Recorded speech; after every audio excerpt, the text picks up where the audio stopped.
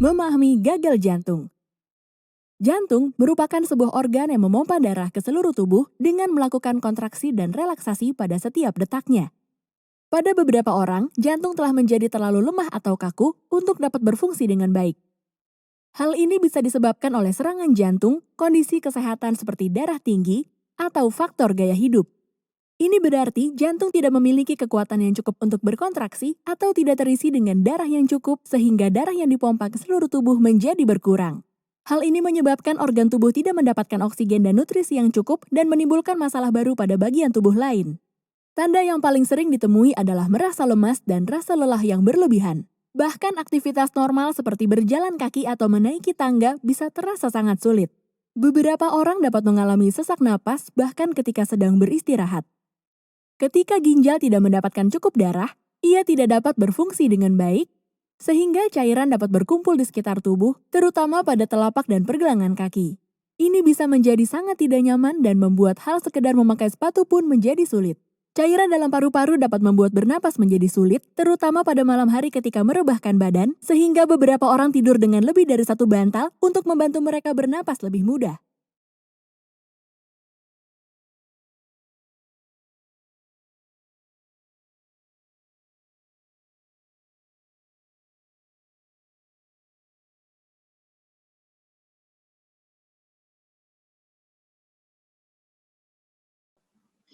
Bismillahirrahmanirrahim. Assalamualaikum warahmatullahi wabarakatuh. Selamat pagi, salam semangat Bapak-Bapak dan Ibu-Ibu sekalian beserta keluarga, kemudian teman-teman di seluruh Indonesia. Mudah-mudahan Allah selalu memberikan kita keberkahan dalam sisa usia kita, nikmat sehat walafiat, nikmat iman dan juga ilmu yang bermanfaat.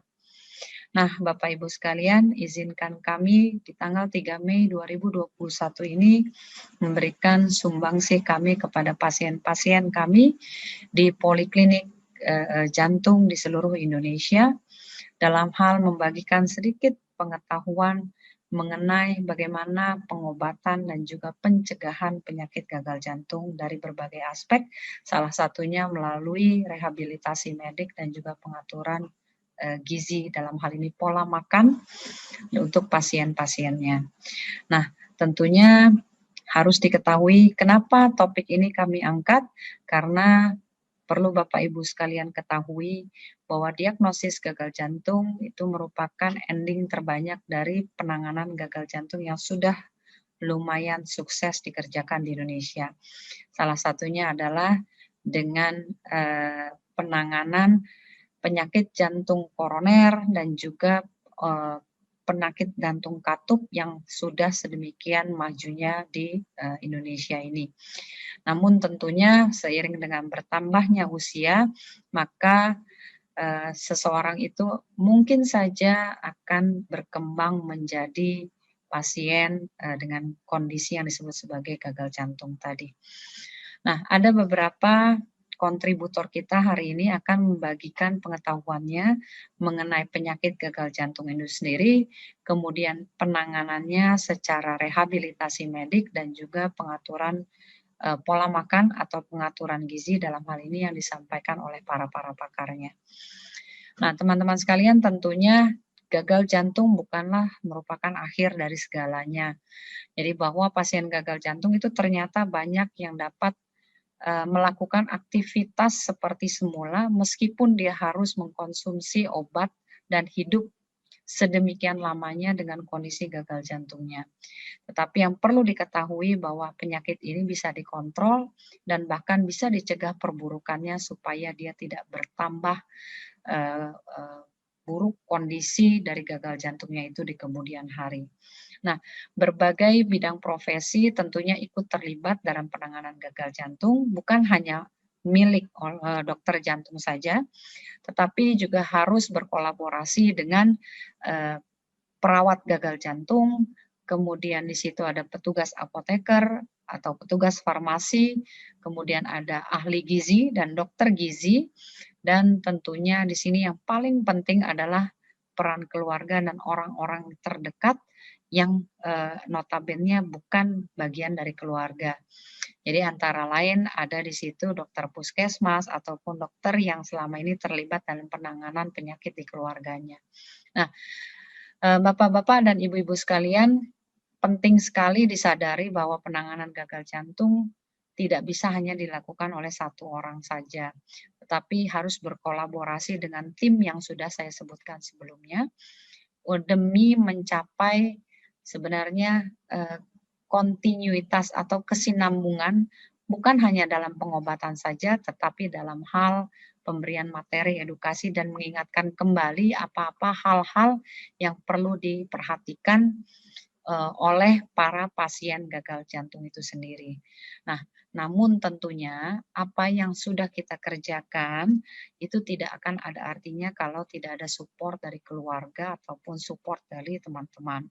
Di sinilah pentingnya dukungan keluarga dalam hal membangkitkan semangat berobat, kemudian mematuhi kondisi-kondisi yang memang harus dikerjakan oleh setiap pasien gagal jantung, antara lain membatasi jumlah cairan yang masuk ke dalam badannya. Dan juga tentunya kita memerlukan istilahnya bahan obrolan dengan sesama pasien gagal jantung, yang gunanya adalah untuk berbagi pengalaman, di mana satu sisi kita bisa melihat keberhasilan pasien lain, dia menjadi lebih produktif lagi dengan pola hidup yang sudah dia jalankan seperti apa. Itu bisa dapat kita pelajari dari kelompok pasien yang lain. Nah, tentunya Bapak-bapak dan Ibu-ibu sekalian, saat ini banyak sekali kondisi penyakit yang sifatnya kronis, yang kadang kita tidak sadari keberadaannya, namun dia berujung menjadi gagal jantung. Antara lain pasien dengan tekanan darah tinggi yang tidak bisa diobati atau tidak terkontrol dengan baik, oleh karena pasien itu biasanya tidak kontrol, atau pengobatan yang diputus ketika tekanan darahnya sudah mencapai nilai yang normal.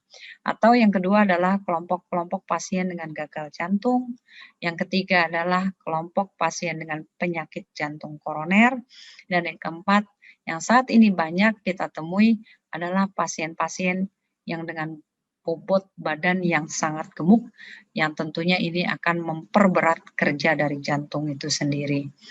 Nah, mari kita sama-sama perhatikan bahwa pola hidup yang baik itu tentunya akan memberikan hasil dan juga bisa mencegah kita jatuh ke dalam kondisi sakit yang sifatnya kronis tersebut. Nah, namun tentunya banyak pertanyaan, bagaimana kita bisa mencegah kondisi sakit kita dengan apa yang sudah kita miliki dari penyakit kita sebelumnya. Nah, mari kita sama-sama simak bersama pengetahuan yang disampaikan oleh teman-teman dokter dari bidang gizi, bidang jantung, dan juga tentunya dari rehabilitasi medik.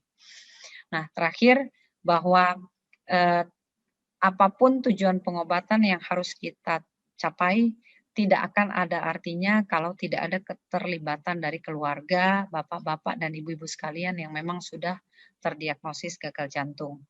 Karena peran keluarga di sini sangat besar manfaatnya kita rasakan dalam hal membantu pengontrolan.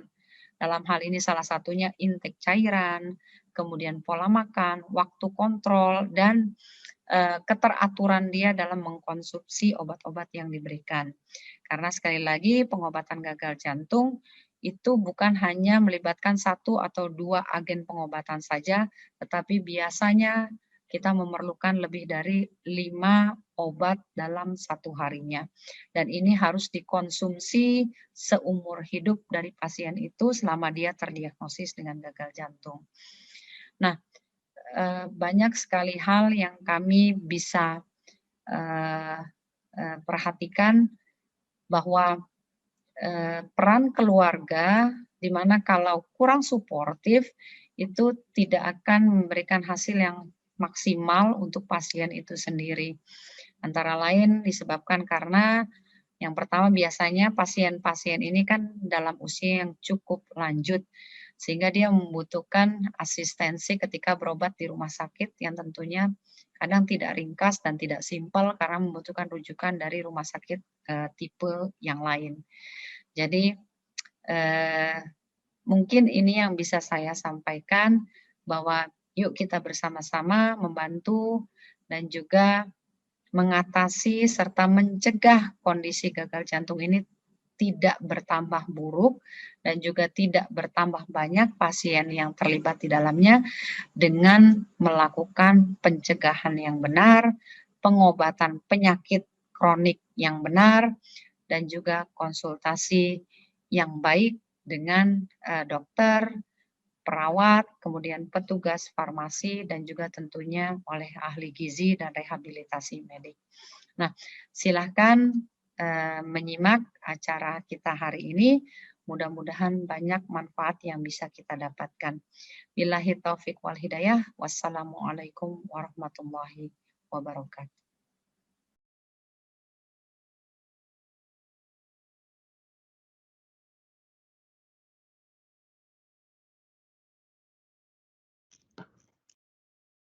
Assalamualaikum warahmatullahi wabarakatuh. Salam sejahtera bagi kita semua. Selamat siang, Bapak Ibu yang sangat saya hormati. Nama saya Hanum Yahya, mewakili Novartis Indonesia. Senang sekali dapat bekerja sama hari ini dengan kelompok kerja gagal jantung dalam melangsungkan acara edukasi yang berjudul Hidup Aktif dengan Gagal Jantung, Apakah Mungkin? Saat ini lebih dari 25 juta penduduk dunia hidup dengan gagal jantung. Penyakit jantung sendiri bukan hal yang baru. Banyak orang sebenarnya yang sudah mengetahui penyakit ini. Hanya masih kurang mengerti terhadap gejalanya. Kalau dulu penyakit jantung banyak diindap oleh orang yang telah berusia lanjut, pada saat ini penyakit jantung lebih banyak diderita oleh kelompok yang lebih muda, yakni 39% berusia kurang lebih 44 tahun. Di Novartis, kami percaya untuk mereimagine medicine. Artinya, kami selalu mencari secara terus-menerus upaya-upaya untuk meningkatkan kualitas hidup pasien. Untuk itu, kami secara berkelanjutan bermitra dengan stakeholder terkait untuk memberikan edukasi kepada pasien dan kepada publik. Kami percaya semakin cepat pasien mendapatkan penjelasan, pengetahuan mengenai gejala, serta terapi atas penyakit yang dimiliki, akan semakin besar pula kesempatan untuk mempertahankan kualitas hidup yang baik. Komitmen tersebut salah satunya diwujudkan dengan terbentuknya patient engagement dari Novartis, yakni untuk mendengarkan suara pasien, termasuk juga meningkatkan kapasitas kelompok-kelompok pasien yang ada agar dapat menyuarakan hak serta aspirasinya untuk mendapatkan perawatan yang terbaik. Selain itu, kami juga terus-menerus melakukan program-program dan menjalin kemitraan dengan berbagai pihak untuk turut meningkatkan sistem kesehatan di Indonesia, baik dengan pemerintah, rumah sakit, asosiasi medis, serta kelompok pasien. Seperti pada hari ini, kami lakukan kerjasama dengan kelompok kerja gagal jantung dalam memberikan edukasi kepada publik mengenai penyakit gagal jantung dan penanganannya kepada Bapak Ibu. Hari ini kita akan mendengarkan pemaparan dari para ahlinya, mulai dari apa dan bagaimana penyakit gagal jantung, rehabilitasi medis, serta asupan gizi yang diperlukan agar pasien gagal jantung mempunyai kualitas hidup yang sangat baik. Semoga acara hari ini memberikan manfaat yang sebesar-besarnya, khususnya bagi para penyandang gagal jantung, agar semakin memahami perawatan yang komprehensif yang tersedia, serta mempunyai kualitas hidup yang lebih baik. Secara umum, kepada masyarakat luas, untuk lebih mengerti apa itu gagal jantung, serta waspada terhadap gejalanya, serta mengerti alternatif perawatan yang tersedia. Akhir kata, saya ucapkan terima kasih atas perhatiannya. Wassalamualaikum warahmatullahi wabarakatuh. Assalamualaikum warahmatullahi wabarakatuh. Selamat pagi kepada semua dokter-dokter dan teman-teman dimanapun berada. Gimana kabarnya? Semoga kita selalu dalam kondisi sehat, dalam lindungan Tuhan Yang Maha Esa. Nah, apa sih itu gagal jantung? Gagal jantung adalah lemahnya fungsi pompa jantung yang diakibatkan berbagai macam hal yang menyebabkan berkurangnya oksigen ke seluruh organ-organ tubuh. Nah, hari ini adalah Hari Gagal Jantung, Hari Peduli Gagal Jantung Sedunia yang diperingati setiap tanggal 3 Mei, di mana tema tahun ini adalah meningkatkan kepedulian akan gejala dan tanda gagal jantung untuk peningkatan diagnosis yang akurat serta penanganan yang optimal. Nah, di Hari Gagal Jantung ini kita menghadirkan 3 pembicara kondang, speaker, expert di bidangnya masing-masing. Yaitu yang pertama adalah Dr. Anggia Khairuddin Lubis, SPJP, konsultan. Beliau bekerja di Rumah Sakit Haji Adam Malik Medan.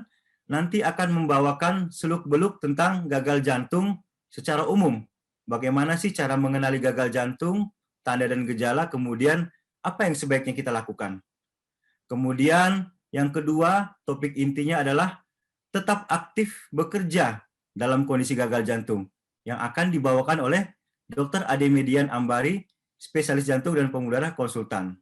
Beliau sekarang saat ini aktif bekerja di Pusat Jantung Nasional Harapan Kita. Kemudian yang ketiga, tentunya gagal jantung tidak terlepas dari peranan gizi diet. Nah, di sini kita juga menghadirkan dokter ahli gizi klinik, Dr. Raisa Zuanda, spesialis gizi klinik. Beliau akan menjelaskan, menjabarkan kepada kita bagaimana asupan gizi yang optimal pada pasien gagal jantung. Baiklah, kita tidak berlama-lama lagi, kita akan memulai topik yang pertama tentang seluk-beluk gagal jantung yang akan dibawakan oleh Dr. Anggia Khairuddin Lubis, SPJP konsultan. Kepada Dr. Anggia, waktu dan tempat saya persilahkan. Assalamualaikum warahmatullahi wabarakatuh. Selamat pagi kepada seluruh dokter-dokter yang telah hadir pada hari ini dan kepada seluruh audiens yang sudah bergabung dari seluruh pelosok Indonesia. Jadi pada pagi hari ini kita akan membicarakan sebuah kondisi yang sangat menarik dan kondisi itu disebut dengan penyakit gagal jantung. Untuk menyamakan persepsi bahwa penyakit yang saya sebut sangat menarik tadi, secara medis dikenal dengan istilah gagal jantung, atau istilah dalam bahasa Inggrisnya adalah heart failure. Nah, diartikan ke bahasa Indonesia artinya menjadi gagal jantung. Tetapi istilah medis gagal jantung tadi oleh awam kemudian ditranslate lagi. Dibuat ada berbagai macam istilah yang sering dipergunakan oleh awam. Yang pertama adalah kondisi jantung bengkak.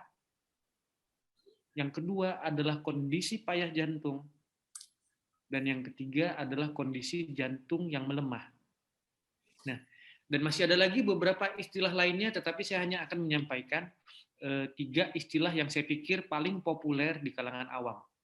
Nah, jadi kondisi gagal jantung inilah yang nanti akan kita peringati pada hari ini, dan mudah-mudahan acara kita hari ini dapat meningkatkan kesadaran kita mengenai apa yang disebut dengan gagal jantung. Saya akan mulai dari kebutuhan dasar makhluk hidup, baik itu manusia, hewan, maupun tumbuhan. Kalau kita fokus ke manusia, maka 2 hal penting yang harus dilakukan agar makhluk hidup dapat bertahan. Yang pertama adalah bernafas untuk menghirup oksigen dan mengeluarkan karbon dioksida. Dan yang kedua adalah mengkonsumsi makanan dan minuman untuk memperoleh nutrisi yang cukup. Nah, dari proses bernafas dan proses makan, kita akan mendapatkan oksigen dan nutrisi. Bagaimana peran jantung sendiri? Pada kondisi jantung yang normal, jadi jantung itu yang letaknya adalah di daerah dada dari setiap manusia, dia akan berfungsi sebagai dinamo. Dia akan berfungsi untuk memompakan darah ke seluruh tubuh, mulai dari ujung kepala hingga ujung kaki. Darah yang dipompakan oleh jantung tadi akan mengandung 2 hal yang kita konsumsi tadi. Yang pertama adalah oksigen dan yang kedua adalah nutrisi. Jadi jantung ini dia berperan vital untuk mendistribusikan oksigen dan nutrisi ke seluruh sel yang ada di tubuh kita. Problem yang terjadi pada kondisi gagal jantung adalah jantung tadi menjadi melemah, sehingga tidak lagi mampu untuk menyediakan darah dalam jumlah yang cukup, dalam jumlah yang adekuat ke seluruh sel-sel tubuh. Jadi fungsi jantung ketika kondisi gagal jantung terjadi, maka kemampuannya untuk mendistribusikan darah menjadi berkurang, yang secara tidak langsung juga akan menurunkan distribusi daripada oksigen dan juga distribusi daripada nutrisi. Nah, akibat terjadinya kondisi gagal jantung tadi, apa gejalanya? Jadi gejalanya sangat bervariasi karena saya sebutkan tadi di awal bahwa darah berfungsi untuk membawa oksigen dan nutrisi, baik dari ujung kepala hingga ujung kaki. Kita lihat beberapa gejala di antaranya. Gejala yang paling sering ditemui adalah rasa sesak nafas. Jadi sesak nafas dapat dirasakan pada aktivitas yang berat pada awalnya, tetapi ketika kondisi gagal jantung semakin berat, pada saat istirahat pun, pada saat duduk ataupun tidur, dapat merasakan sesak nafas. Di samping itu, pasien atau penderita gagal jantung juga seringkali merasakan nafasnya yang dirasakan memendek. Jadi merasakan nafasnya itu tidak sampai. Nafasnya itu dirasakan tidak sampai, sehingga ketika tarik nafas, kelihatannya secara fisik tarik nafasnya sudah oke, tetapi ternyata nafasnya tidak sampai. Dirasakan tidak sampai. Ini adalah dua keluhan yang paling populer, yang paling banyak ditemui pada kondisi gagal jantung. Selain itu, ada lagi rasa kesulitan untuk konsentrasi, kemudian apabila kita meraba denyut nadi, atau merasakan degupan di jantung, pasien umumnya dapat merasakan bahwa jantungnya terasa lebih cepat, atau dirasakan tidak teratur, tempo kalau dalam musik itu temponya menjadi tidak teratur. Kemudian ada juga keluhan yang cukup sering lainnya adalah rasa batuk yang berulang-ulang, batuknya umumnya tidak berdahak pada kondisi awal. Kemudian pasien tersebut umumnya juga mengeluhkan rasa mual serta selera makan yang menurun. Menariknya lagi, walaupun rasa mual, selera makan juga menurun, tapi perutnya, berat badan malah meningkat dan perut yang semakin besar. Dan juga dapat kita lihat ada bengkak yang dialami pada kedua kaki, baik kaki kiri maupun kaki kanan. Dan untuk orang-orang yang rutin berolahraga sebelumnya akan merasakan bahwa kemampuannya untuk berolahraga dirasakan menurun. Dan pada kondisi yang akut, pada kondisi yang emergensi, seorang pasien juga dapat mengeluhkan sesak nafas yang munculnya tiba-tiba. Umumnya dipicu oleh hal-hal tertentu dan disertai dengan batuk yang berdahak dengan dahak yang berwarna merah muda atau pink. Jadi kita lihat ini adalah sebuah kompleksitas, karena tadi saya sebutkan bahwa penderita gagal jantung akan mengalami kekurangan oksigen dan nutrisi mulai dari ujung kepala hingga ujung kaki, sehingga keluhan yang dirasakan juga akan sangat bervariasi, mulai dari ujung kepala hingga ujung kaki. Ini adalah gambaran contoh bengkak pada kaki yang disebabkan oleh gagal jantung. Umumnya kalau kita lihat secara sekilas, kita lihat bahwa warna kulitnya terlihat lebih mengkilat. Kemudian ketika kita lakukan penekanan dengan jari, setelah jarinya diangkat, akan terlihat bahwa masih ada tonjolan ke arah dalam selama beberapa detik yang menunjukkan adanya penumpukan cairan pada kaki. Dan ini umumnya terjadi pada kaki sebelah kiri dan kaki sebelah kanan secara bersamaan. Nah, siapa sih yang sebenarnya berisiko untuk terkena gagal jantung? Ada beberapa hal yang saya pikir ini semua berhubungan dengan penyakit lainnya ataupun gaya hidup. Seperti orang-orang dengan latar belakang tekanan darah tinggi, orang-orang yang kemudian pernah mengalami serangan jantung sebelumnya, yang merokok, pasien yang sudah terdiagnosa dengan penyakit jantung koroner, penderita sakit gula atau diabetes, konsumsi alkohol, penyakit jantung bawaan maupun irama jantung yang tidak teratur. Jadi sangat banyak kondisi yang dapat menyebabkan kondisi gagal jantung. Dan sebenarnya gagal jantung ini adalah ujung dari semua kelainan kondisi pada jantung. Kelainan jantung apapun yang tidak diobatin secara proper, tidak mendapatkan pengobatan yang optimal, akan berisiko tinggi untuk jatuh ke dalam tahap gagal jantung. Sehingga sangat banyak penderita yang kemudian terdiagnosa gagal jantung setelah sebelumnya didiagnosa dengan kelainan-kelainan lainnya. Nah, untuk penderita yang kemudian sudah mendapatkan gagal jantung, ada lagi komplikasi lanjutannya. Baik itu pada jantung sendiri maupun pada kondisi dari luar jantung. Komplikasi selanjutnya dari gagal jantung terhadap jantung itu umumnya menyebabkan kelainan sekunder daripada katup-katup jantung, dan juga irama jantungnya kemudian potensi tinggi untuk menjadi tidak teratur.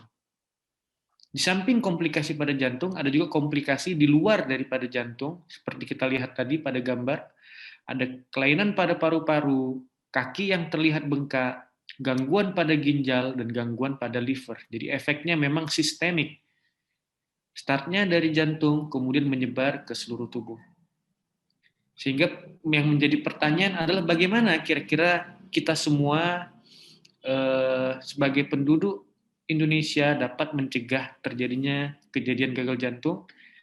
Beberapa strategi tentunya sangat sederhana seperti stop merokok, tekanan darah yang kita kontrol lebih baik agar jangan tekanan darah tinggi, kontrol kadar gula darah, kemudian konsumsi makanan yang sehat, berusaha untuk tetap aktif, berat badan dijaga tetap ideal, dan kendalikan stres.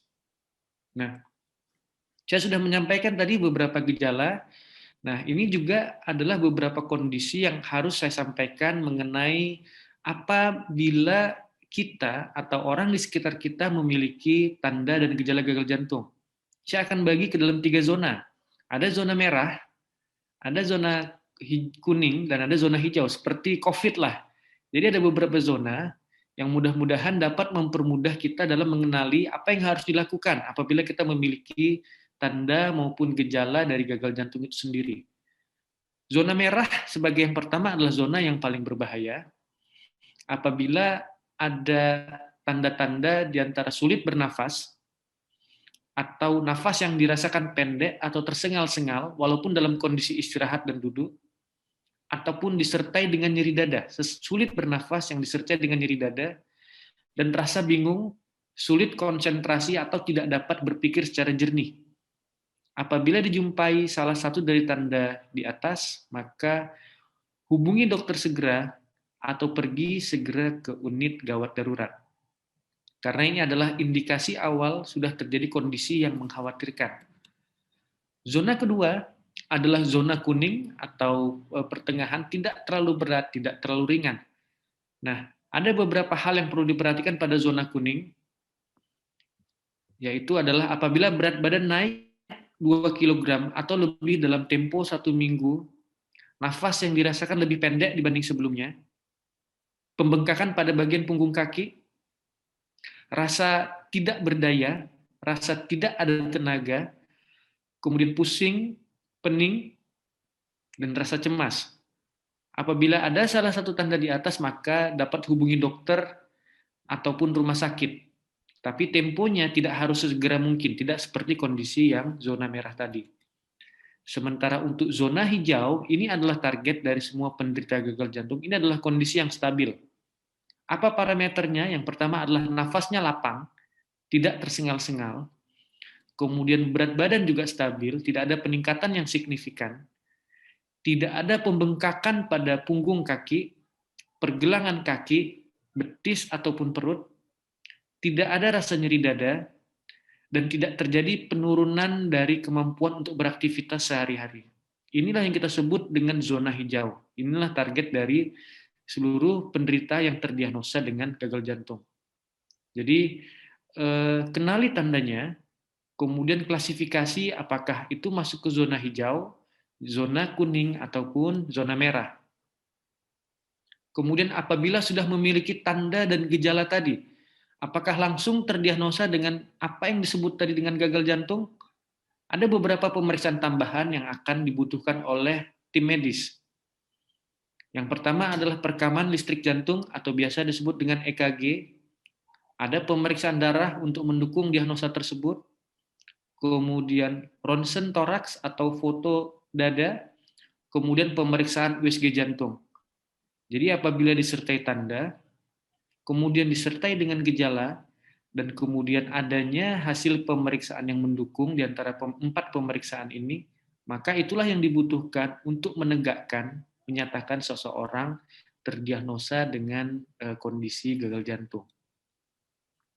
Nah, kalau tadi kita bicara bagaimana mengenali, bagaimana mengklasifikasi, ada juga saya yakin banyak di antara kita yang mendengarkan pada pagi hari ini sudah terdiagnosa dengan kondisi gagal jantung. Saya akan menjabarkan secara ringkas prinsip dari penanganan gagal jantung. Yang pertama, akan ada pemberian obat yang disebut dengan obat diuretik.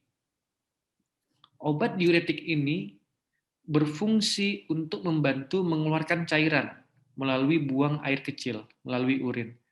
Jadi kondisi pembengkakan tadi itu terjadi karena adanya kelebihan cairan, dan obat diuretik ini berfungsi untuk mengeluarkan cairan yang berlebih dengan target mencapai status volume, status cairan yang seimbang. Di samping obat-obatan ini ada juga beberapa obat lain yang umumnya bersifat wajib. Ada 4 golongan sebagai pilar utama dalam penanganan gagal jantung: penghambat beta, aldosteron antagonis, SGLT2 inhibitors, serta angiotensin dan enzim neprilysin inhibitor. Jadi apabila kita atau di sekitar kita menderita gagal jantung, harus dikonfirmasi, didiskusikan dengan dokter, apakah sudah mendapatkan keempat obat ini, beta blocker, MRA, SGLT2 inhibitors, ataupun ARNI. Untuk ARNI, ada beberapa pilihan lainnya yang juga dapat berfungsi mendekati fungsi daripada ARNI sebagai ACE inhibitor ataupun angiotensin receptor blocker. Ini singkatannya, mudah-mudahan dapat diingat agar mudah untuk menanyakan ke dokter yang merawat kawan-kawan sekalian. Kemudian di samping prinsip daripada obat-obatan, kita juga harus menangani kondisi lainnya. Selain fokus ke masalah jantung, kita juga harus fokus ke masalah-masalah di luar jantung, seperti sakit gula, ginjal, darah tinggi, dan kolesterol. Nah, gaya hidup ini juga nanti akan dibicarakan oleh Dr. Ade Median, ahli rehabilitasi jantung yang sangat expert di bidang rehabilitasi pada gagal jantung. Secara sederhana, ada beberapa hal yang harus diperhatikan seperti olahraga teratur, stop merokok, catat dan disiplinkan diri Anda, dan rutin kontrol dan hitung berat badan. Sementara untuk makanan, nanti akan dibicarakan oleh pembicara ketiga kita, Dr. Raisa, yang sangat ahli mengenai diet atau konsumsi makanan dan minuman yang diperbolehkan pada kondisi gagal jantung. Saya akan membahas singkat bahwa kurangi konsumsi garam, batasi konsumsi cairan, dan konsumsilah makanan yang sehat.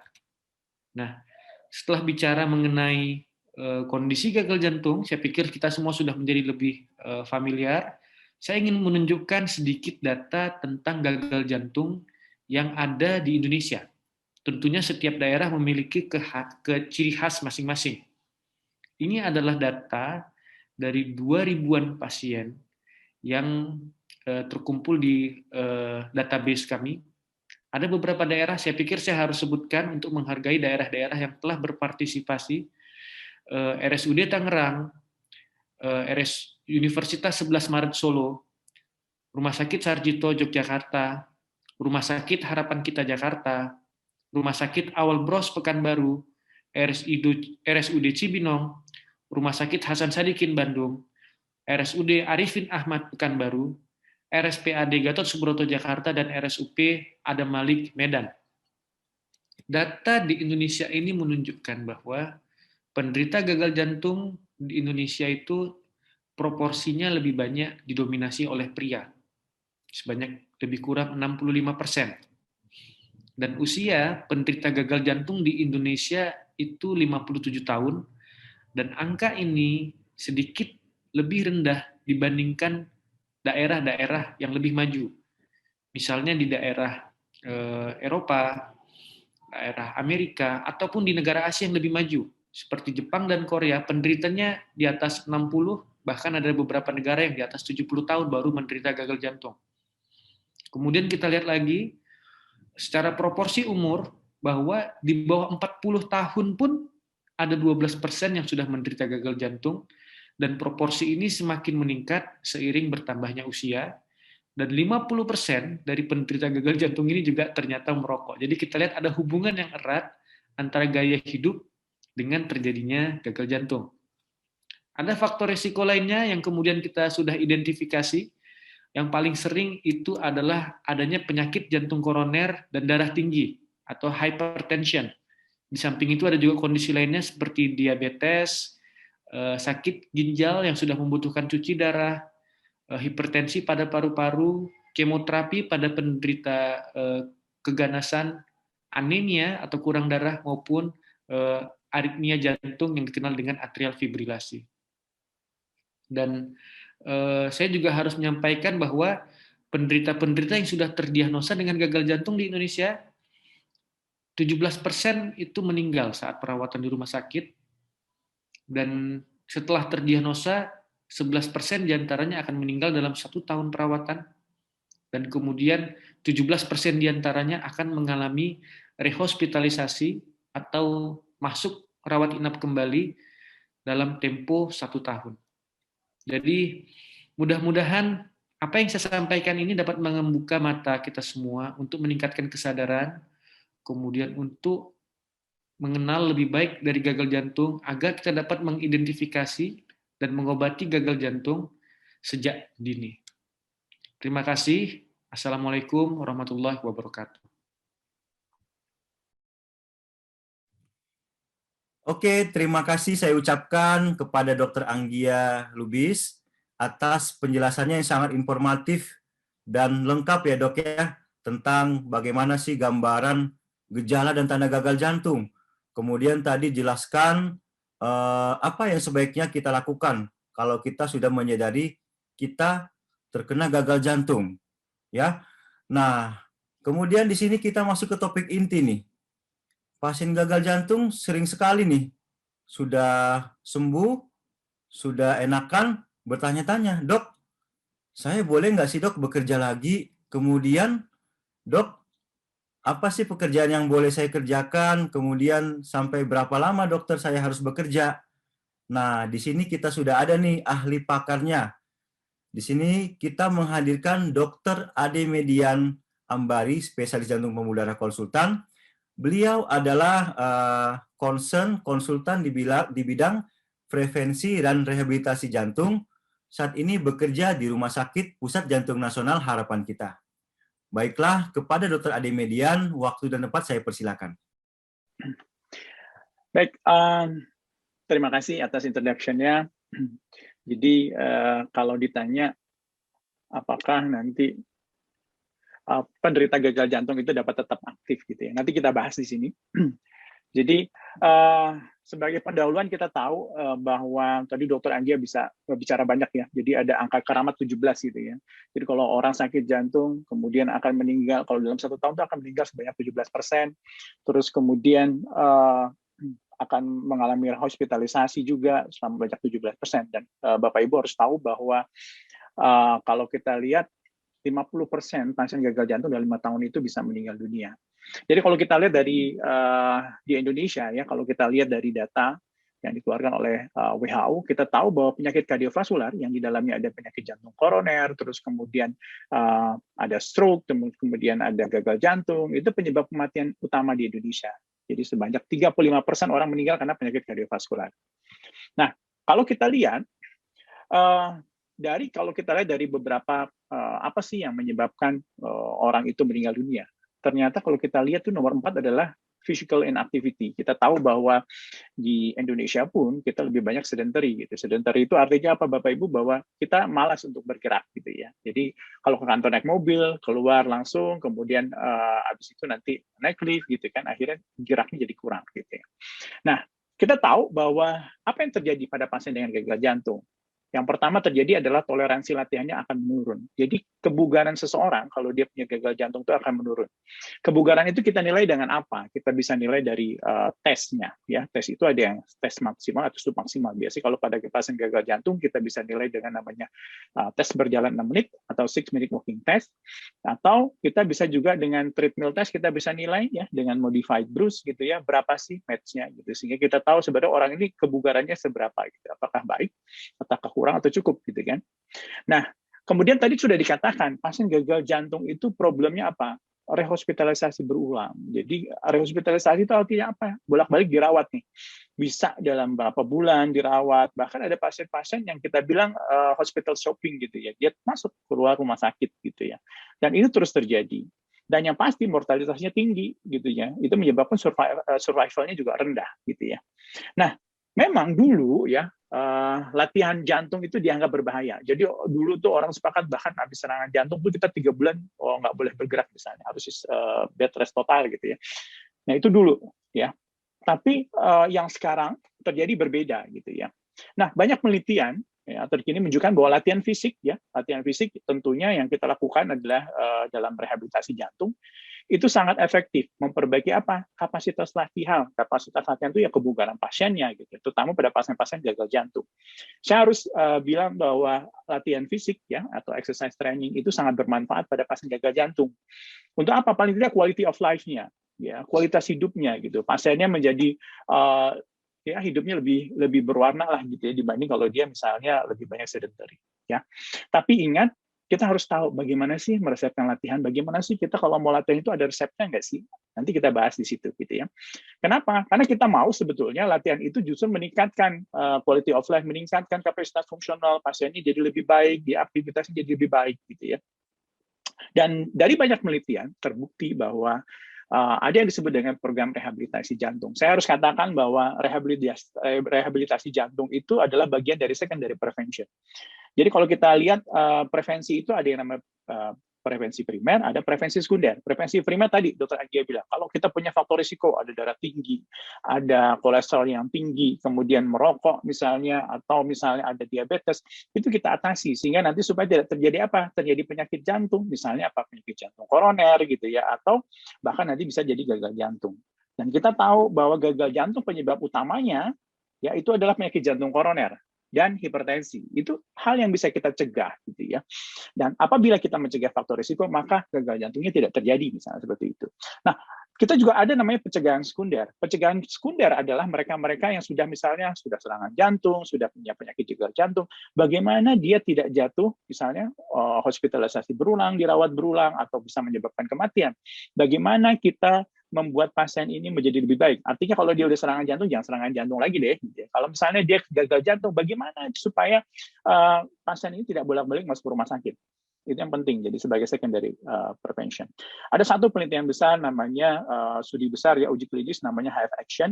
Itu dia di sini membuktikan bahwa program latihan fisik ya, itu memperbaiki prognosis jangka panjang. Artinya kalau orang itu melakukan olahraga, maka respirisasinya berulang, ya, survivalnya juga menjadi lebih baik, quality of life-nya menjadi lebih baik, gitu ya. Nah, saya sedikit membahas tentang rehabilitasi kardiovaskular.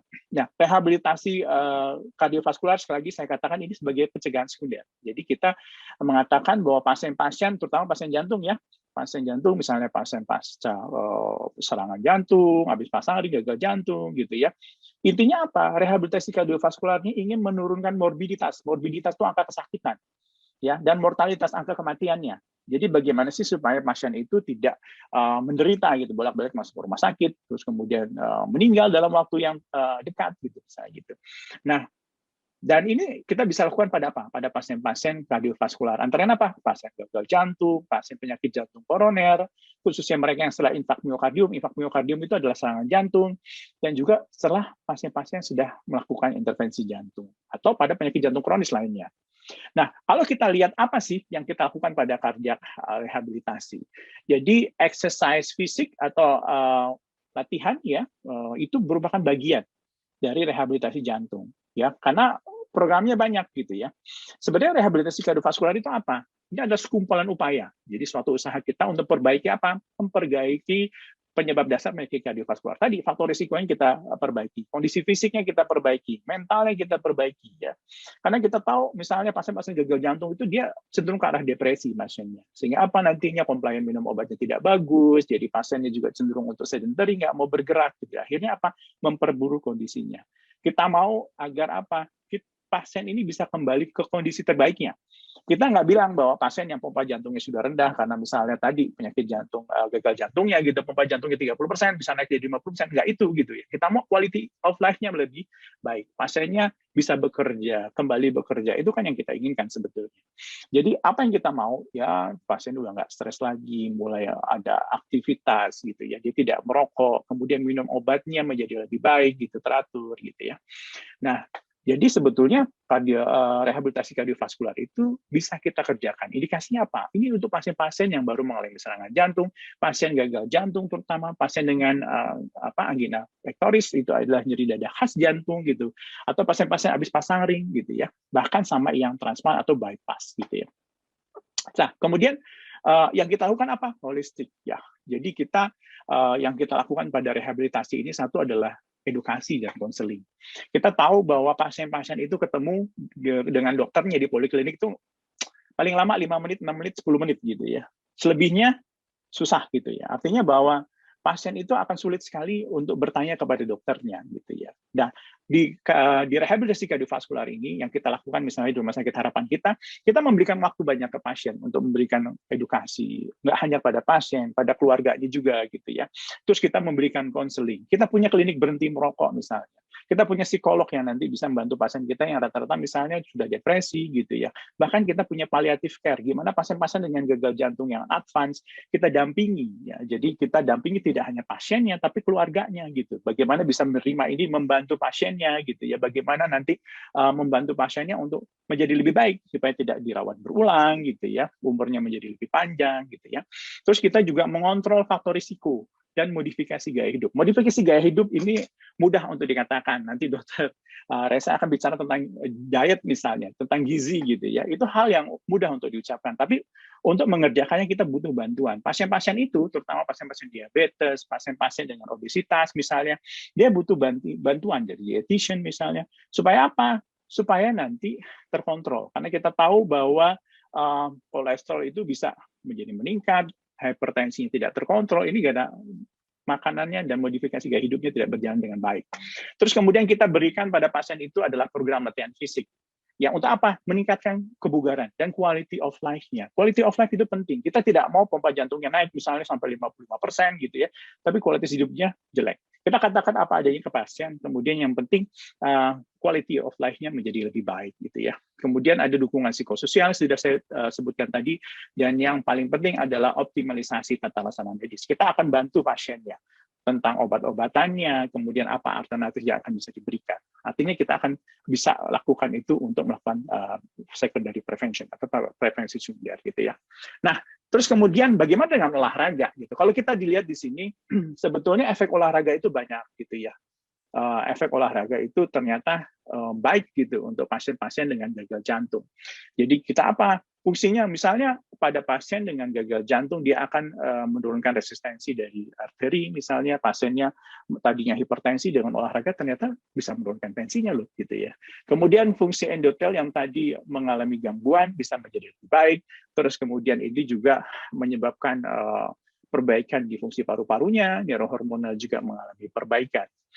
Baik, yang sudah saya katakan bahwa dengan kita melakukan suatu aktivitas fisik, kita menjadi lebih aktif. Apa yang terjadi? Ada perubahan yang sangat bermanfaat pada jantung, pada pembuluh darah, kemudian pada darah itu sendiri. Gitu ya. Kalau kita lihat, mungkin nanti akan dijelaskan lebih lanjut bahwa dengan melakukan aktivitas fisik, apa yang terjadi? Trigliserid kita akan turun, LDL akan turun, HDL akan meningkat. Kita tahu bahwa HDL adalah kolesterol baik yang nanti akan sangat berperan dalam mencegah terjadinya penyakit jantung koroner.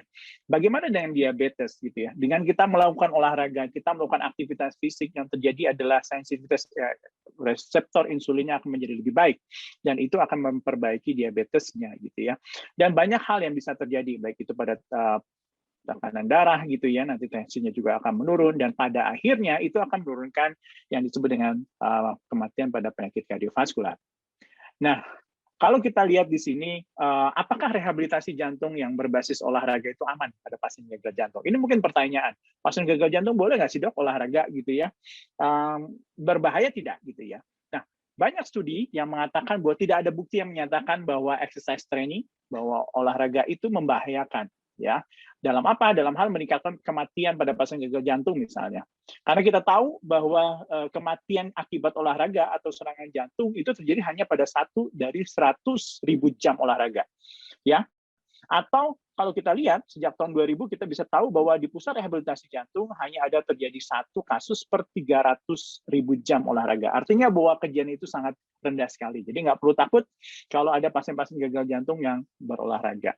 Tapi ada hal penting yang harus diingat gitu ya. Kita harus memilih jenis olahraga apa, ya, sekuennya seperti apa. Jadi kalau kita lihat olahraga yang kita anjurkan adalah olahraga atau yang bersifat aerobik. Walaupun resistance training juga kita anjurkan gitu ya, tapi main course-nya adalah aerobic training. Yang paling penting adalah kita akan menentukan intensitasnya bagaimana, frekuensi olahraganya gimana. Setelah ini nanti saya akan coba jelaskan bagaimana kita melakukan persiapan latihan. Kita bisa gunakan itu sangat mudah gitu ya. Intensitas menjadi lebih penting. Kita tahu bahwa di era COVID seperti ini, yang kita anjurkan adalah olahraga yang intensitasnya ringan dan sedang gitu ya. Nah, yang paling penting juga pada lansia ya, atau pasien-pasien lansia dengan gagal jantung, fleksibilitas juga jadi penting gitu ya. Kemudian yang harus diperhatikan, harus ada pemanasan sedikitnya 5 menit gitu ya dengan peregangan atau jalan santai. Kemudian ada pendinginan setelah kita melakukan olahraga. Biasanya olahraga yang kita lakukan itu tidak perlu terlalu lama, cukup 30 menit sampai dengan 1 jam. Nah, kalau kita lihat di sini, apa sih latihan yang bisa kita gunakan gitu ya? Latihan itu yang kita inginkan adalah yang meningkatkan kebugaran kardiorespirasi ya. Harus sifatnya gimana? Continue, harus ritmik, menggunakan kelompok otot besar dan memakai jalur metabolisme yang aerobik. Contohnya apa? Bisa dengan jalan kaki, jogging, berenang, sepeda gitu ya, mendayung, bahkan dansa. Dan olahraga yang harus kita hindari pada pasien gagal jantung yang sifatnya adalah kompetitif atau permainan. Artinya bertanding itu nggak boleh gitu ya. Nah, sekarang bagaimana sih dok kita caranya mempersiapkan latihan? Artinya bahwa bagaimana olahraga kita itu seperti apa gitu ya. Nah, ada 4 hal penting yang harus diingat gitu ya dalam melakukan persiapan olahraga misalnya, persiapan latihan. Ada rumus namanya FIT, frekuensi, intensity, waktu, dan type ya, time and type gitu ya. Jadi frekuensinya berapa kali sih dok saya harus olahraga kalau pasien gagal jantung? 3 sampai 5 kali dalam seminggu gitu ya. Intensitasnya apa? Intensitasnya bisa ringan dan sedang.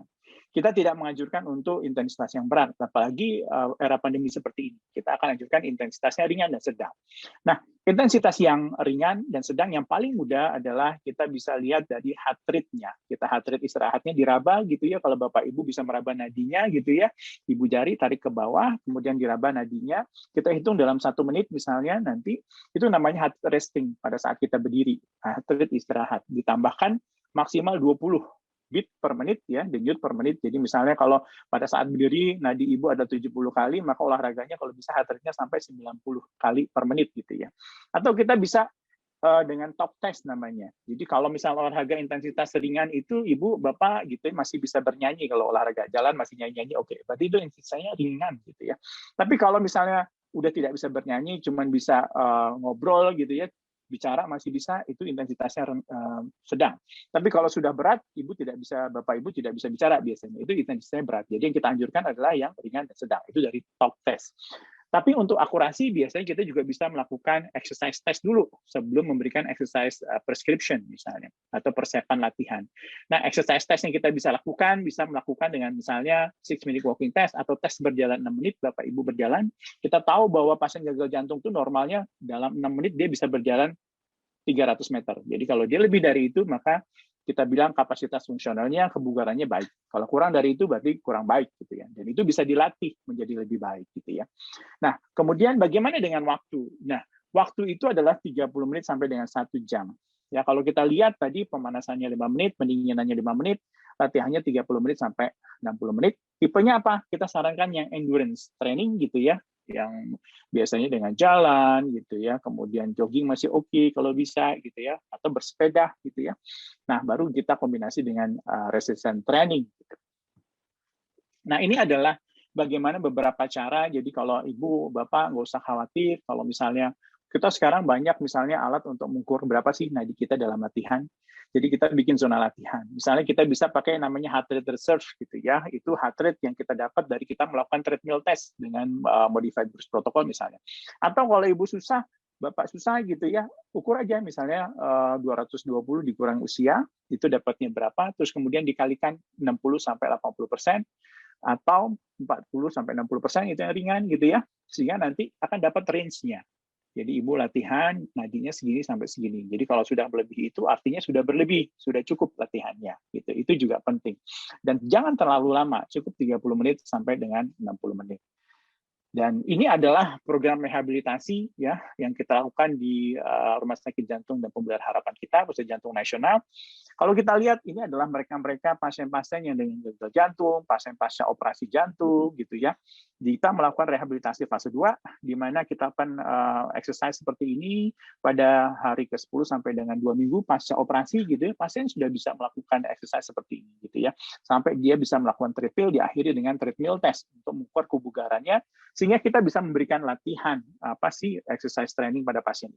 Dan yang paling penting, program rehabilitasi sebagai secondary prevention atau prevensi sekunder, itu kita juga di samping memberikan aktivitas fisik gitu ya, program latihan fisik, kita juga memberikan konseling gitu ya, sehingga nanti pasiennya juga menjadi lebih tahu gitu ya. Kemudian kita ada pendampingan nanti, kita ada klinik berhenti merokok, sehingga apa? Kita maunya pasien setelah operasi atau setelah sakit menjadi lebih baik gitu ya. Jangan sampai dia nanti sakit lagi, setelah serangan jantung dia serangan jantung lagi. Habis pasang ring dia pasang ring lagi, itu kita nggak mau. Itu namanya secondary prevention. Baiklah, saya rasa cukup sekian. Terima kasih, Dr. Andika. Assalamualaikum warahmatullahi wabarakatuh. Oke, Dr. Ade Median, terima kasih banyak atas penjelasannya yang sangat lengkap dan informatif ya dok ya. Jadi jelas teman-teman, kalau kita terkena gagal jantung, no worry, tidak perlu khawatir untuk beraktivitas kembali seperti layaknya orang normal tanpa penyakit gagal jantung. Yang penting kita tetap melakukan pola hidup sehat, olahraga teratur, kemudian makan obat konsumsi dengan teratur juga. Nah, tadi Dr. Ade Median menyinggung-nyinggung tuh, ada modifikasi gaya hidup yang terdiri dari 2. Apa itu? Aktivitas fisik dan nutrisi dan gizi yang baik. Nah, yang terakhir tadi saya katakan nutrisi dan gizi yang baik, ini yang paling sering nih berpengaruh juga pada orang-orang dengan gagal jantung. Kenapa? Nutrisi gizi yang baik sebetulnya itu mencegah supaya jangan terjadi resiko-resiko yang menimbulkan gagal jantung. Seperti apa? Darah tinggi, sakit gula, kolesterol. Nah, pengaturan makanan yang baik tentunya akan menjaga kadar-kadar gula, kadar garam, kadar kolesterol pada ambang batasnya. Nah, penasaran kan? Bagaimana sih pengaturan gizi untuk pasien-pasien gagal jantung? Nah, di sini kita sudah menghadirkan dokter ahli gizi klinik, Dr. Raisa Juanda, spesialis gizi klinik. Saat ini beliau bekerja di Rumah Sakit MMC Hospital dan Rumah Sakit Puri Indah. Oke, kepada Dr. Raisa, waktu dan tempat saya persilahkan, Dok. Terima kasih Dr. Andika atas waktunya. Ya, pertama-tama saya ucapkan selamat pagi kepada semuanya, salam sejahtera untuk kita semua. Terima kasih atas kesempatannya. Kali ini saya akan membawakan mengenai asupan gizi optimal bagi pasien gagal jantung. Oke, kita langsung aja. Ini adalah CV singkat dari saya, bisa next lagi. Ya, jadi penyebab penyakit kardiovaskular ini ternyata nih masih menyebabkan kematian nomor 1 di dunia. Lebih dari 17 juta orang ternyata meninggal karena penyakit kardiovaskular atau karena penyakit jantung. Jadi penyakit jantung ini bisa dibilang masih menjadi ancaman di dunia. Dan ternyata paling sering menyerangnya ini adalah kelompok usia produktif. Sehingga beban ekonomi dan beban sosial karenanya juga tentunya jadi sangat besar. Nah, lalu untuk penyakit jantung sendiri tentunya tidak terlepas dari peran terapi nutrisi. Nah, bagaimana nutrisi yang tepat? Kita akan bahas. Oke, selanjutnya kita lihat sebelumnya ya faktor resiko dari penyakit jantung sendiri. Jadi ada yang bisa dimodifikasi, ada yang tidak bisa.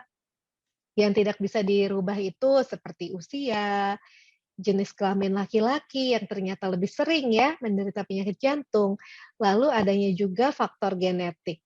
Tapi di faktor yang dapat dimodifikasi ini ternyata bisa kita rubah atau kita cegah. Salah satunya dari nutrisi.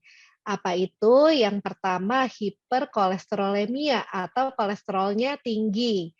Lalu hipertensi atau darah tinggi. Diabetes, obesitas, kebiasaan merokok, kurang olahraga, mengkonsumsi alkohol lebih dari 3 porsi per hari, dan juga atherogenic diet atau diet yang selalu makannya itu tinggi lemak jenuh dan juga tinggi kolesterol. Oke, jadi penyakit hiperkolesterol atau yang kolesterolnya tinggi ini ternyata sangat beresiko terhadap penyakit jantung. Jadi kalau kolesterolnya ini bisa turun sebanyak 1% aja ya, ternyata 1% itu bisa menurunkan resiko penyakit jantung kronik sebesar 2%. Jadi bayangkan kalau kolesterolnya bisa normal, tentunya akan lebih baik ya. Dan terapi diet ini merupakan terapi yang wajib untuk penderita kolesterol tinggi, dan biasanya terapi obat-obatan itu hanya diberikan setidaknya kalau pasien itu gagal menjalani terapi dietnya setelah gagal selama 6 bulan. Tapi kecuali kalau kadar kolesterolnya sangat tinggi dan membahayakan, tentunya perlu langsung segera diterapi dengan obat-obatan. Oke, lanjut lagi. Ya, jadi target dari terapi nutrisi sendiri adalah secepat mungkin, jangan sampai ditunda-tunda ya. Nah, targetnya apa? Yang pasti yang pertama bisa meningkatkan HDL atau kadar kolesterol yang baik, bisa menurunkan kadar trigliserida dan juga LDL, dan juga memperbaiki tekanan darah, mengontrol kadar gula darah, dan juga menurunkan inflamasi atau peradangan yang ada di dalam tubuh.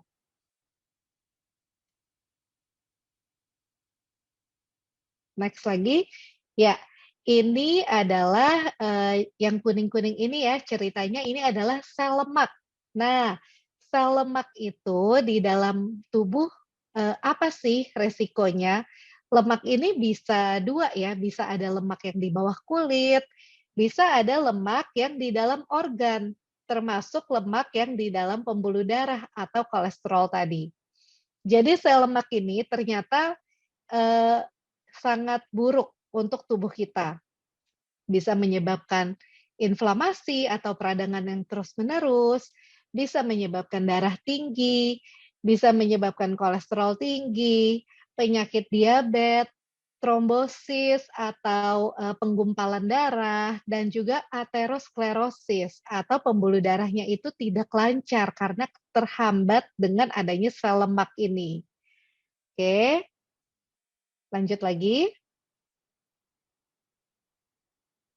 Nah, dan yang kita lihat ya, kalau sel lemaknya itu kebanyakan yang menumpuk di organ visceral. Jadi biasanya di dalam perut nih.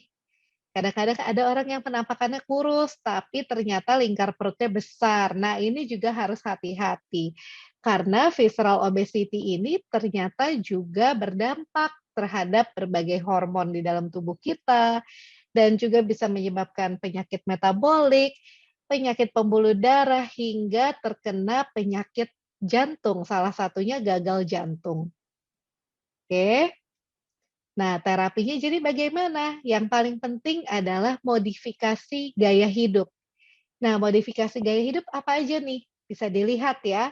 Yang pertama, capailah berat badan ideal. Jadi jangan terlalu gemuk atau jangan terlalu kurus.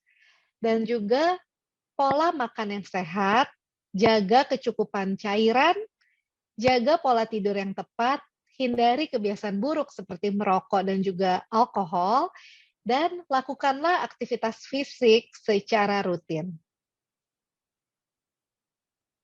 Ya, jadi kalau kita lihat nih, ini adalah indeks massa tubuh. Yang normal itu antara 18,5 sampai 22,9. Cara hitungnya gampang ya, tinggal lihat di gambar nih. Berat badan dalam kilogram dibagi tinggi badan dalam meter yang dikuadratkan. Kalau hasilnya lebih dari angka kisaran normal, tentunya harus segera diturunkan berat badannya. Atau kalau kekurangan, tentunya juga tidak baik. Jadi yang paling tepat adalah yang normal. Oke. Selanjutnya, kita lihat dari lingkar pinggang. Karena tadi lingkar pinggang ini bisa menggambarkan lemak visceral ya. Jadi kalau laki-laki lebih dari 90 atau perempuan lebih dari 80 cm, ini perlu waspada nih. Apakah sudah banyak lemak yang menumpuk atau tidak? Termasuk lemak yang di dalam pembuluh darah tadi ya. Oke, lanjut lagi. Ini adalah pemeriksaan komposisi tubuh yang lebih akurat nih. Karena kadang-kadang kalau kita hitung hanya dari BMI atau dari indeks massa tubuh aja, kadang-kadang tidak terlalu akurat. Contohnya, beratnya itu besar banget, padahal orang itu ternyata besarnya karena ototnya itu besar. Nah, itu jadi bisa diukur akurat atau tidaknya pakai alat ini. Ini lebih akurat ya, karena kita bisa melihat massa otot, massa lemak, massa air, massa tulang, dan juga usia metabolisme. Oke, lanjut lagi. Nah, bagaimana dengan dietnya? Diet ini kan banyak banget ya di pasaran ya. Ada yang diet rendah lemak, rendah karbohidrat, Mediterranean, DASH diet. Sebenarnya yang mana sih yang paling baik untuk terapi gagal jantung? Oke. Nah, sebenarnya yang paling tepat itu adalah gizi seimbang. Gizi seimbang itu apa? Jadi, setiap kali makan harus ada komposisi seperti ini. Ada karbohidrat, ada lemaknya juga, ada protein, dan jangan lupa vitamin dan mineral. Jadi, karbohidrat itu perharinya boleh mencapai 65% dari total energi yang kita makan. Tapi batasi karbohidrat sederhana. Contohnya apa? Contohnya gula. Nah, gula ini jumlahnya harus sedikit, kurang dari 10%. Dan jangan lupakan kebutuhan serat. Serat ini sangat penting ya, diperlukan lebih dari 25 gram per hari. Oke, lalu bagaimana dengan lemak? Lemak ini ternyata dibutuhkannya cukup tinggi, bisa mencapai 30% dari asupan energi kita. Tapi tentunya kita harus memilih lemak yang baik dan menyehatkan. Jadi jangan pilih lemak yang jenuh atau lemak yang trans. Oke, lanjut. Nah, ini adalah contohnya makanan sehari-hari. Jadi, pilihlah produk gandum utuh ya. Gandum utuh itu cara nyarinya, carilah yang ada tulisan whole grain di depannya. Oke. Jadi ini boleh 2/3 sampai 1 porsi setiap kali makan. Lalu jangan lupakan konsumsi sayur-sayuran 2,5 sampai 3 porsi. Dan juga konsumsi ikan, daging tanpa lemak, telur, dan kacang-kacangan 1 sampai 2 porsi. Dan juga pilihlah ikan yang berlemak. Karena biasanya lemak ikan ini mengandung omega 3. Boleh sampai 2 sampai 3 kali per minggu. Dan jangan lupakan buah-buahan 1 sampai 2 porsi per hari. Oke? Nah, ini adalah lemak jenuh dan lemak trans yang harus dihindari nih. Jadi, kalau lemak jenuh itu apa? Biasanya lemak jenuh ini yang kalau di suhu ruang atau di kulkas itu dia beku. Nah, sumbernya dari lemak daging, kulit ayam, kulit bebek, produk susu yang whole milk atau yang full cream, atau gajih, jeroan gitu ya. Dan juga minyak kelapa sawit itu pun termasuk sumber lemak yang jenuh. Jadi ini harus dihindari. Kalau sumber lemak yang unsaturated atau yang tidak jenuh ya, ini biasa cirinya apa? Dia ini sifatnya cair, baik pada suhu ruang ataupun kalau kita dinginkan di dalam kulkas. Nah, kalau yang unsaturated atau yang tidak jenuh, ini masih diperbolehkan. Contohnya minyak sayur, kacang-kacangan, minyak zaitun, alpukat, dan juga ikan yang berlemak. Nah, lalu bagaimana dengan trans fat atau lemak trans? Ini sebaiknya juga dihindari nih. Ditemukannya itu pada makanan yang telah terhidrogenasi. Nah, contohnya apa? Margarin, cracker, donat, cookies, kentang goreng, ayam goreng. Nah, ini sebaiknya dihindari. Lanjut lagi. Ya, ini adalah makanan yang boleh dimakan dalam jumlah sedang dan juga dalam jumlah yang sebaiknya dihindari atau dalam jumlah yang sedikit. Ini apa aja? Ini bisa dilihat ya. Jadi kalau yang unprocessed red meat, jadi maksudnya daging yang tidak diproses. Contohnya entah itu daging sapi, kambing, daging babi. Nah, ini sebenarnya masih diperbolehkan sekitar berapa? Sekitar 2 sampai 3 ounce itu dikalikan 30 gram ya. Jadi sekitar 60 sampai 90 gram daging merah per servingnya ini ternyata masih diperbolehkan, asal tidak berlebihan ya. Makannya hanya beberapa kali seminggu, jadi tidak setiap hari. Nah, bagaimana dengan telur? Biasanya orang-orang takut nih yang kolesterol tinggi langsung takut makan telur. Nah, sebenarnya telur ini masih kontroversial ya, terutama di bagian kuningnya, kuning telur. Jadi hasil penelitian selama ini masih kontroversial, tapi sebaiknya juga dibatasi. Kalau dari rekomendasi ini dibilang 1 telur per servingnya dan hanya beberapa kali aja. Hanya beberapa kali per minggu. Jadi sebaiknya kalau kuning telur makannya itu hanya 3 kali per minggu maksimal. Jadi jangan setiap hari.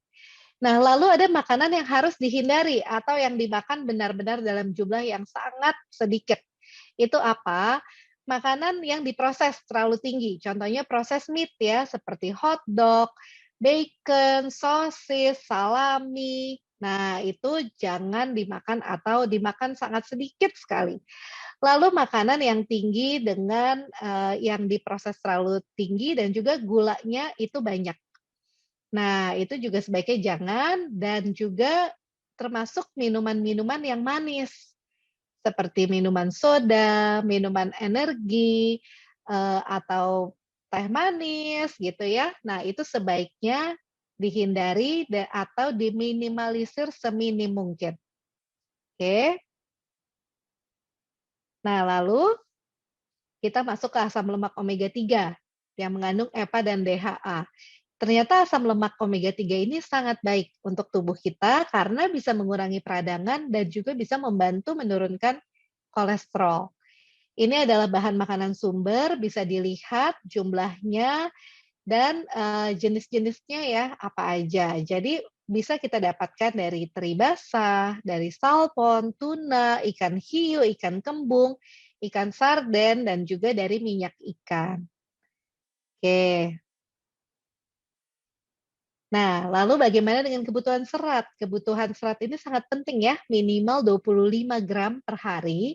Ini adalah contoh serat yang bisa kita dapatkan nih. Kacang-kacangan 16 gram.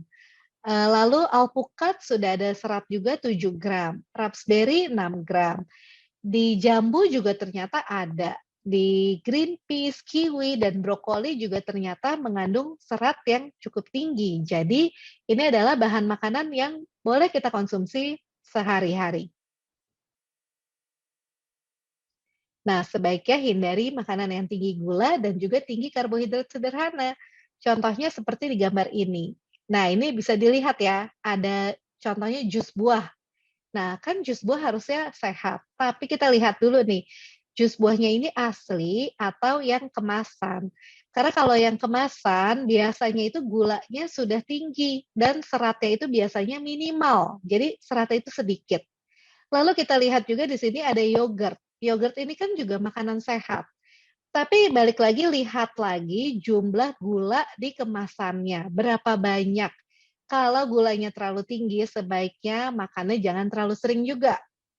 Oke, lalu di sini ada gambar buah nanas. Nah, buah ini kan harusnya juga sehat ya. Tapi balik lagi, nanas yang di sini itu adalah nanas kalengan. Nah, biasanya dalam kaleng seperti ini gulanya juga tinggi nih. Jadi hati-hati dalam memilih makanan.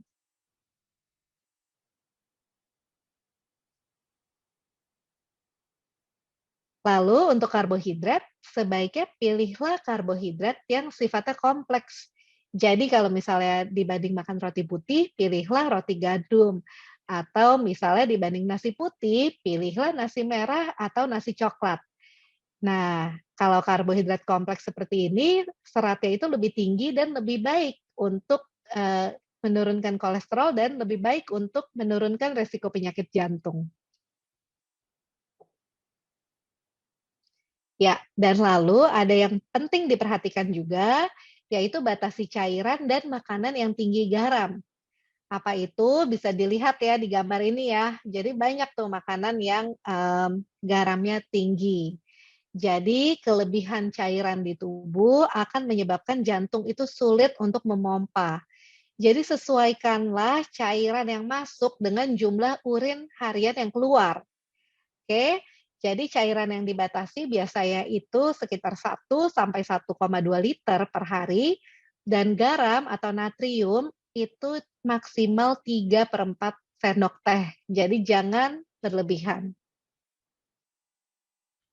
Ya, jadi untuk terakhir yang penting adalah jaga berat badan ideal, ikuti pedoman gizi seimbang, hindari cairan terlalu banyak, garam dan makanan yang diproses berlebihan, lakukan aktivitas fisik secara teratur 150 sampai 300 menit per minggu, jaga pola tidur yang tepat, berhenti merokok, hindari alkohol dan kontrol rutin dan minum obat teratur jika diperlukan.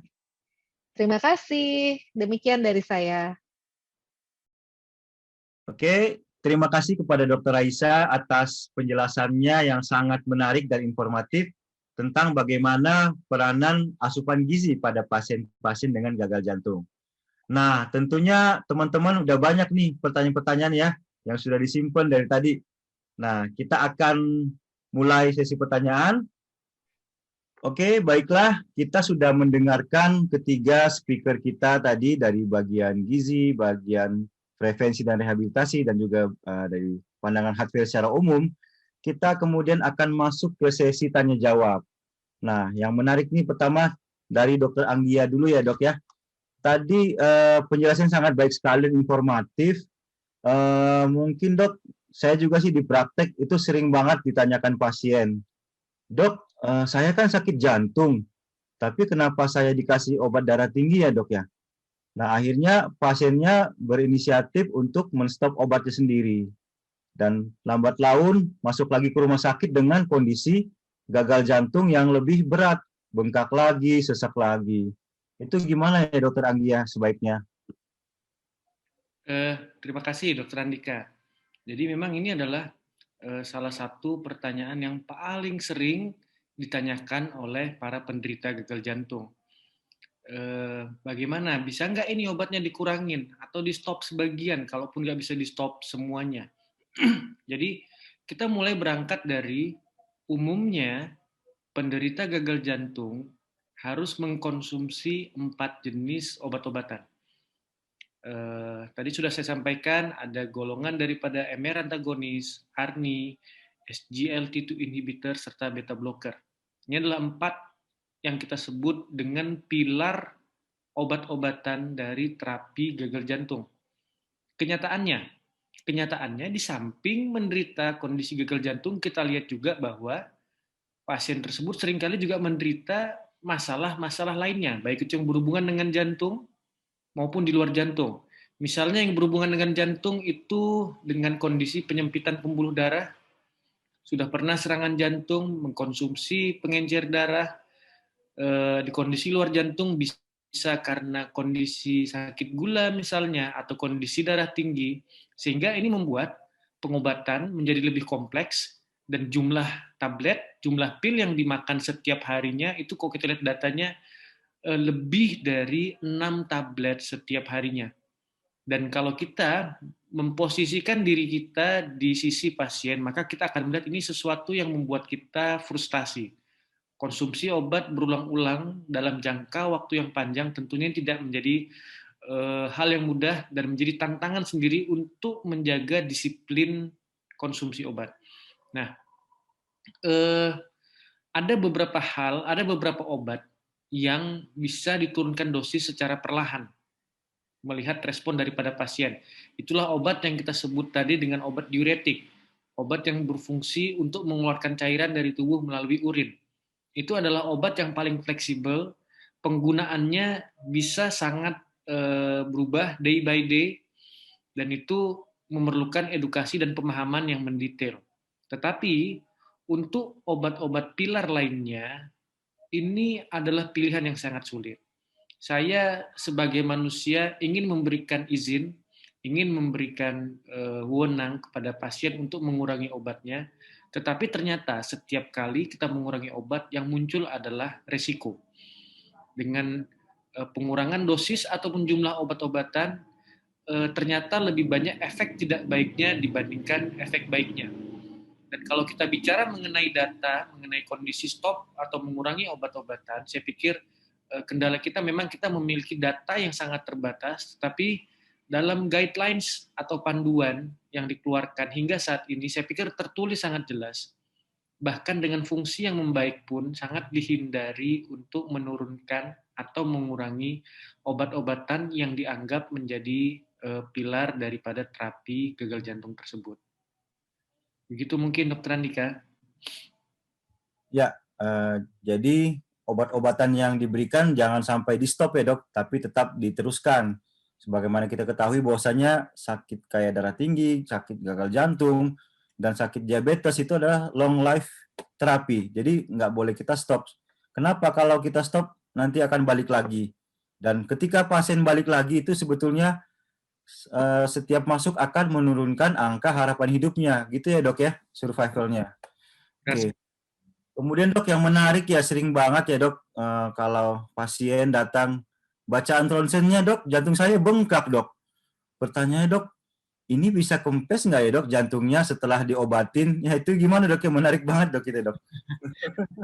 Masalah kempes atau nggak kempes ini susah ya. Saya pikir jangankan kempesin jantung, kempesin perut aja susah. Perut itu juga sekali udah ngembang, aduh, rasanya kok susah ya. Jadi memang ini juga benar Dr. Andika. Jadi ini adalah pertanyaan yang saya pikir sangat lazim, dan pasien juga kadang-kadang ketika dikatakan jantungnya bengkak itu seperti divonis bahwa jantungnya sudah bengkak, dan dia berharap sekali, beranggapan bahwa kesembuhan itu adalah dengan mengembalikan jantung yang bengkak kembali menjadi kempes. Padahal sebenarnya prinsip daripada pengobatan gagal jantung itu tujuannya tidak harus mencapai jantung yang kempes kembali. Bukan itu tujuannya. Tujuan daripada pengobatan gagal jantung akan saya buat sederhana. Yang pertama adalah menghindari rawat inap. Jadi pasien-pasien penderita gagal jantung, tujuan pertamanya jangan sampai rawat inap lagi. Karena seperti disampaikan Dr. Andika tadi, setiap rawat inap itu akan membuat jantungnya menjadi lebih rapuh. Kemudian tujuan kedua dari pengobatan gagal jantung adalah membuat pasien tersebut tanpa keluhan, atau kalau dalam medisnya kita sebut asimptomatik. Dia aktivitasnya mau apapun, mau jantungnya bengkak, mau jantungnya kempes, yang penting aktivitasnya tidak terganggu. Jadi inilah goals atau tujuan yang harus kita samakan persepsi. Tetapi kembali lagi, kalau pertanyaannya pasien tetap ngeyel nih, tetap ingin nanya, bisa nggak nih dok, jantung saya dikempesin lagi gitu. Nah, ini secara teori dapat dilakukan. Inilah yang disebut dengan remodeling. Jadi ketika jantung bengkak, sebenarnya yang terjadi adalah ada perubahan dari sel-sel di jantung yang secara fisik, secara anatomis, artinya kalau kita sebut, kita lihat sebagai sebuah gedung, sudah terjadi perubahan struktur, sudah terjadi perubahan daripada ketebalan batu batanya. Nah, untuk mengembalikannya, batu bata yang sudah besar, kemudian menjadi kempes, itu membutuhkan waktu, bisa dilakukan. Tetapi kalau kita lihat angka yang terjadi selama ini bahwa secara proporsi lebih banyak yang tidak berhasil kempes dan dibandingkan daripada yang berhasil kempes. Nah, tetapi kalau kita sepaham bahwa goals atau tujuan dari pengobatan gagal jantung yang dua tadi, yang pertama jangan sampai rawat inap, yang kedua tanpa keluhan, maka walaupun jantung kita tidak kempes, jangan membuat kita menjadi kecil hati. Bahwa jantung kempes, jantung tidak kempes itu nggak masalah. Ya sama kayak perut lah. Perut mau kempes, perut mau nggak kempes, mau dibilang orang apa ya terserah. Asal kita happy, tidak ada keluhan, udah. Jadi saya pikir ini bukan suatu hal yang perlu sesama kita, selama kita satu persepsi bahwa tujuannya adalah dua goals yang tadi. Ya, terima kasih lagi ya, sangat menarik ya. Jadi sebetulnya jangan berkecil hati ya kalau jantungnya tidak mengecil atau kempes gitu ya dok ya. Yang penting tetap happy dan tetap melakukan menjalankan pengobatan dengan rutin dan teratur, tidak lupa-lupa makan obat gitu ya dok ya.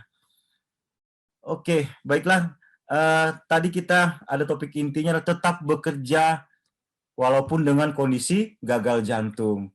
Nah, sebagian kita atau pasien mungkin menanyakan, dok, saya sudah sembuh nih dok, udah boleh pulang rawat jalan. Nah, saya nanti dok bekerja nih, kerja saya di kantoran, ada yang kerja di outdoor di ruangan di luar, ada yang angkat berat. Nah, itu dok fungsi pompa jantung saya cuma 30%, 20%. Gimana ya dok ya sebaiknya saya dok untuk aktif lagi bekerja? Mungkin dokter Ade Median ada tanggapan dokter? Silakan dok. Ya, terima kasih dokter Andika. Jadi tadi setelah kita bicara kempes tidak kempes gitu, sekarang kita bicara bekerja atau tidak bekerja gitu kan. Jadi gini, harus diingat bahwa gagal jantung itu bukan dari akhir segalanya. Jadi kalau kita bicara ketemu pasien, terus pasien bilang, dok jantung saya bengkak, itu menakutkan buat mereka gitu ya. Tapi yang harus diingat bahwa saya punya banyak pasien dengan pompa jantungnya rendah. Kita tahu kalau dari ehokardiografi atau USG jantung, kita bisa lihat pompa jantung yang normal kan di atas 54%. Tapi kalau misalnya 30% berarti sudah menurun, hampir setengahnya gitu ya. Otomatis apa? Kadang-kadang berkaitan tuh antara kemampuan fisiknya dengan pompa jantungnya iya gitu ya. Tapi perlu diingat gitu. Apakah orang yang punya gagal jantung dapat bekerja? Saya katakan iya gitu ya. Intinya apa? Misalnya dia habis pulang rawat, tadinya gagal jantung akut terus kemudian sudah stabil. Yang penting adalah kapasitas fungsionalnya, terus kemudian kita lihat nih fungsional kelas. Kita tahu bahwa gagal jantung kita golongkan jadi fungsional kelas 4, 3, 2, 1 gitu ya. Kalau 4 tuh dia tidur aja udah sesak gitu ya. 3 tuh jalan sedikit sesak gitu. 2, 1 lebih baik. 1 tuh kalau dia aktivitas berat baru dia sesak. Jadi di literatur dikatakan pasien gagal jantung yang fungsional kelasnya 1 dan 2 dia dapat mulai bekerja gitu ya. Saya punya pasien dengan pompa jantung 17%, dia bisa bekerja tetap sebagai supir gitu ya, karena memang dia duduk gitu. Atau dia di belakang meja dia masih bisa bekerja tetap gitu ya. Dengan obat-obatan yang optimal yang diberikan, kemudian lifestyle modification tentunya yang harus dikerjakan. Terus kemudian yang paling baik adalah pasien-pasien gagal jantung itu kita lakukan kalau untuk memulai pekerjaan, biasanya di perusahaan tuh dokter perusahaannya minta, sebenarnya berapa sih kapasitas fungsional pasien ini gitu ya. Kapasitas fungsional atau yang digambarkan dengan METS gitu ya, itu menggambarkan kebugaran seseorang. Jadi dengan misalnya kalau kita duduk aja di belakang meja itu 3 METS gitu ya. Terus kalau kita mulai aktivitas agak berat itu sekitar 7 METS. Nanti kita melakukan namanya exercise testing pada pasien. Exercise testing kita lakukan pada pasien gagal jantung biasanya submaximal exercise testing. Kita bisa melakukan 6-minute walking test, tes berjalan 6 menit tadi. Terus kita juga bisa melakukan namanya treadmill test dengan modified Bruce misalnya. Ya, jadi kita bisa tahu nih kebugaran seseorang ini sampai di mana. Sehingga nanti kita bisa memberikan masukan pada dokter perusahaannya bahwa orang ini kapasitasnya sekian match, dia bisa melakukan pekerjaan seperti apa. Nah, nanti dokter perusahaannya itu akan mencarikan, kalau misalnya terlalu berat, oh ini ternyata dia butuh pekerjaan ini berat nih, dia mengangkat berat misalnya operator misalnya mesin yang berat gitu. Jadi dia bisa pindahkan dengan kapasitas fungsional yang dia mampu gitu ya. Jadi memang nggak usah khawatir. Yang penting apa? Kalau fungsional kelasnya menjadi 1 dan 2, kita bisa mulai untuk bekerja dan aktif kembali. Dan perlu diingat, saya sepakat dengan Dr. Anggia bahwa quality of life itu penting pada pasien gagal jantung. Please jangan berpikir berapa sih pompa jantung saya mau naik lagi pompa jantungnya. Kadang-kadang susah, nanti frustasi sendiri. Yang penting bagaimana dengan pompa jantung yang ada, misalnya walaupun itu rendah, quality of life-nya menjadi lebih baik. Kapasitas fungsional kebugarannya bisa kita latih sehingga pasiennya bisa aktivitas menjadi lebih baik. Gitu. Itu yang paling penting kalau menurut saya.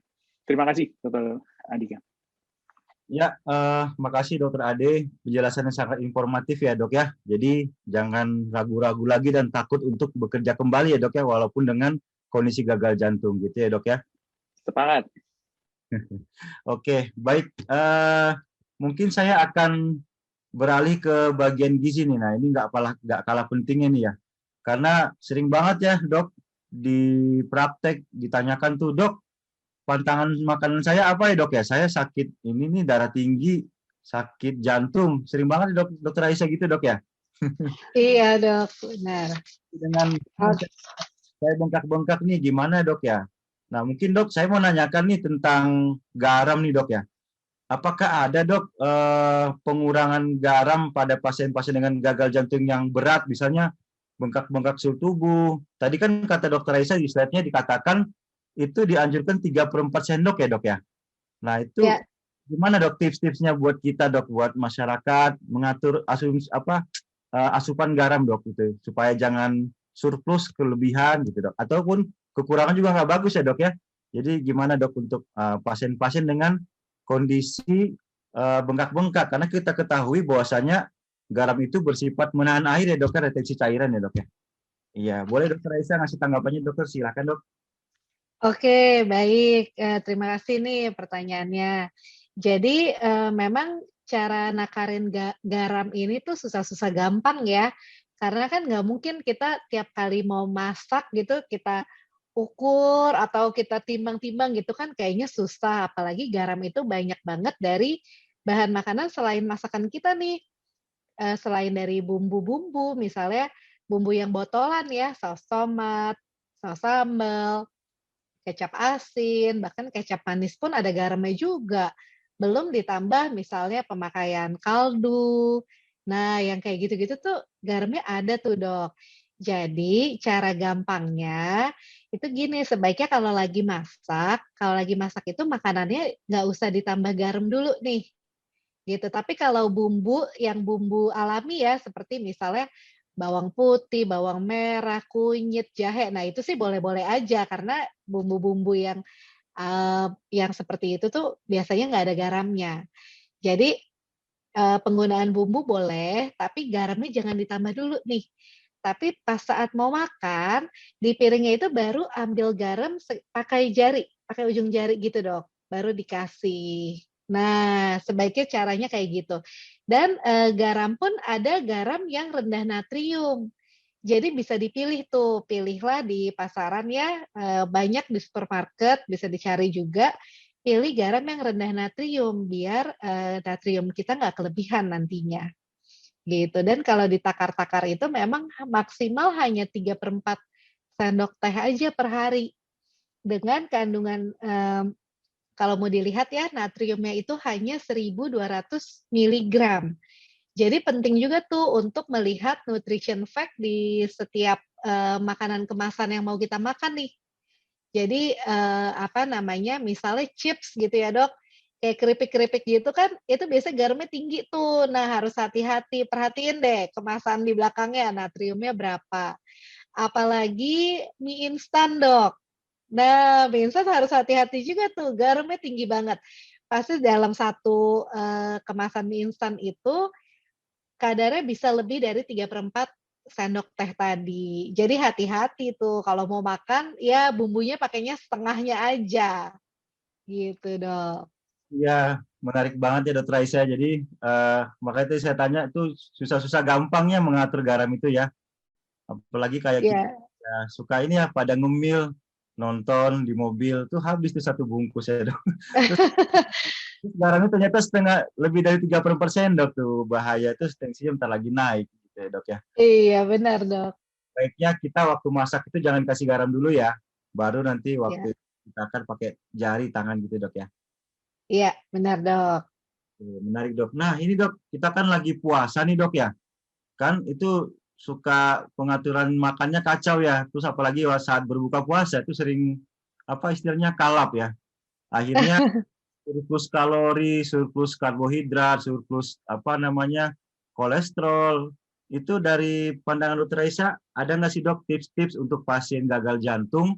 Bagaimana Dok saat puasa ini pengaturan karbohidratnya, lemaknya supaya tidak berlebih dan tetap terjaga sesuai dengan porsinya Dok. Itu gimana dokter? Boleh kasih tanggapan Dok ya?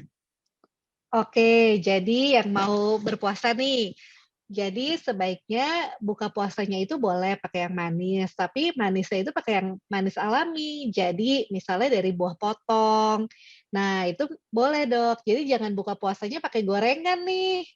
Itu itu tentunya menambah lemak jenuh karena harus hati-hati ya lemak jenuh ini sangat bahaya sekali untuk jantung tadi ya.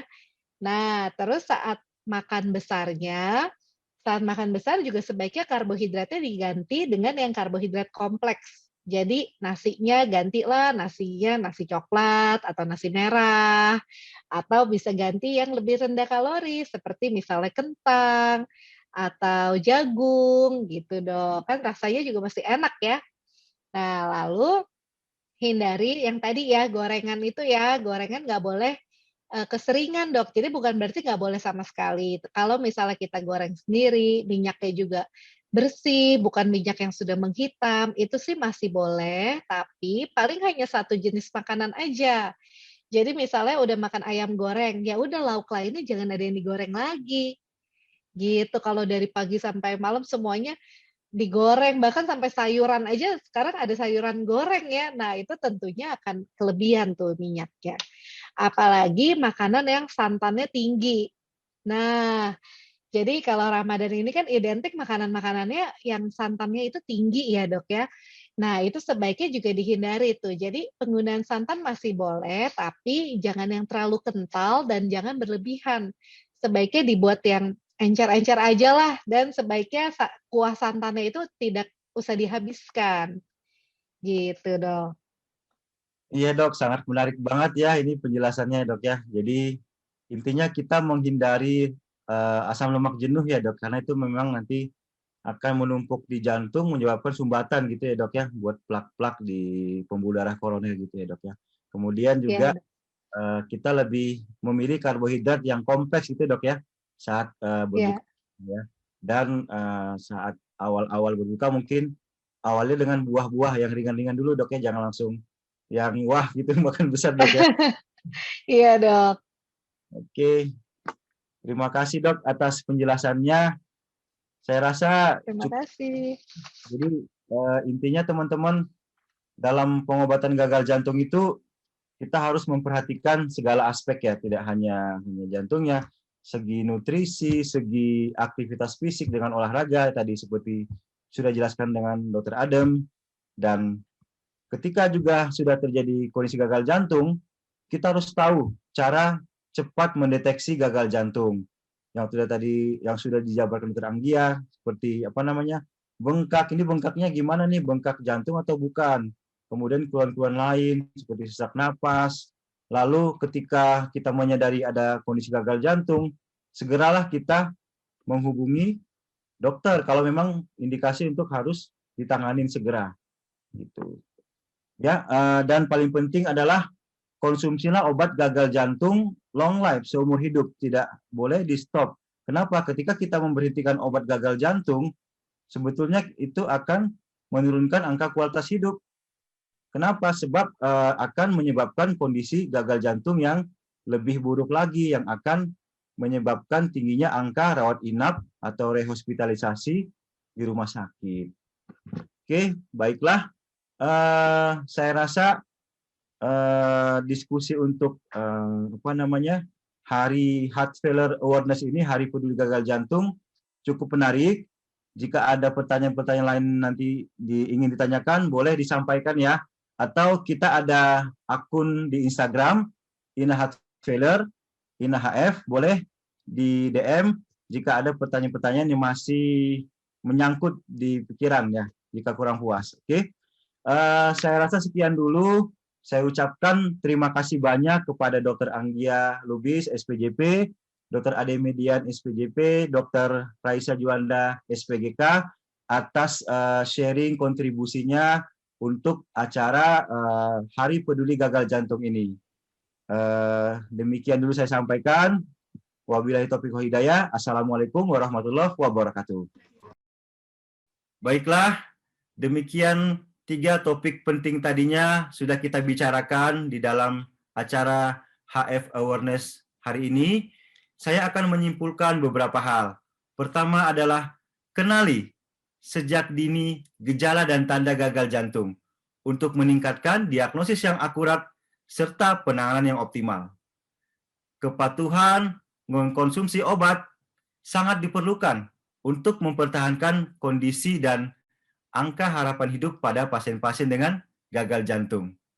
Dan tetap aktif bergerak pada pasien gagal jantung sesuai dengan kemampuan masing-masing.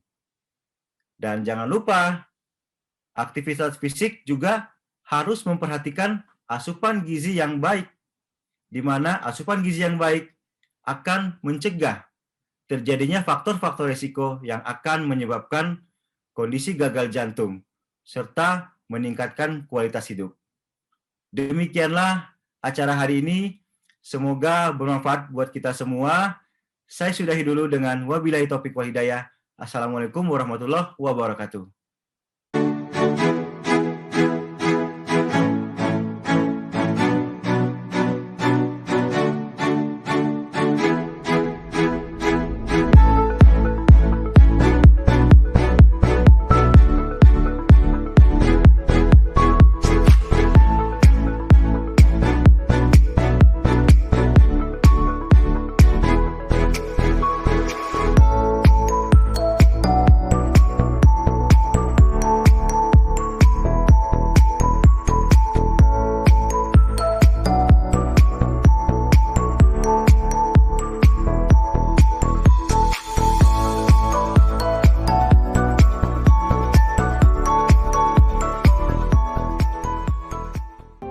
Nama saya Clemens Sihotang.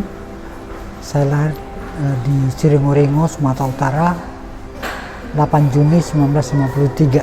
Saya adalah pensiunan dari perguruan tinggi Universitas Riau, Fakultas Perikanan. Saya sudah menikah. Saya mempunyai anak 5 orang, tambah 3 orang, 8 orang, dan cucu 10 orang. Pertama kali saya terserang penyakit jantung itu di Cirebon. Kira-kira 10 tahun yang silam. Saya merasakan pada saat itu memang sesak napas. Dulu kehidupan saya memang tidak teratur ya.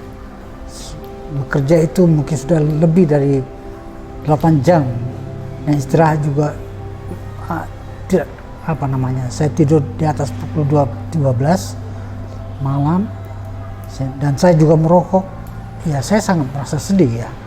Karena pada saat itu umur saya 57 tahun, sebenarnya masih bisa berkarya dengan cukup bagus sebenarnya. Tapi karena terserang penyakit jantung, maka saya mulai lebih berhati-hati dengan hidup ini. Ya. Pada awalnya terlalu banyak obat yang diberikan kepada saya, mungkin hampir 8 jenis itu ya. Oleh karena itu dokter internis mengecek bagaimana ya kadar gula darah dan segala macamnya ya, dan kreatinin dan ternyata diberikan obat dan mulai membaik. Ya, setelah saya dengarkan advice dari dokter, tidak bisa terlepas dari obat-obat jantung, maka saya mulai mengkonsumsinya dengan dosis yang cocok gitu ya. Saya cycling, naik sepeda ya setiap hari ya, dan jalan itu selalu saya lakukan ya, tidak lupa. Sangat signifikan karena dulunya saya kalau berjalan 5 meter saya sudah merasa capek sekali, lelah, apalagi joggingnya sesak. Dan sekarang saya bisa naik tangga dari lantai yang teratas Alborz ini, saya bisa turun juga. Ya, saya sanggup lakukan itu. Ya, dulunya memang saya tidur itu 2 bantal ya, harus pakai 2 bantal, bahkan lebih tinggi.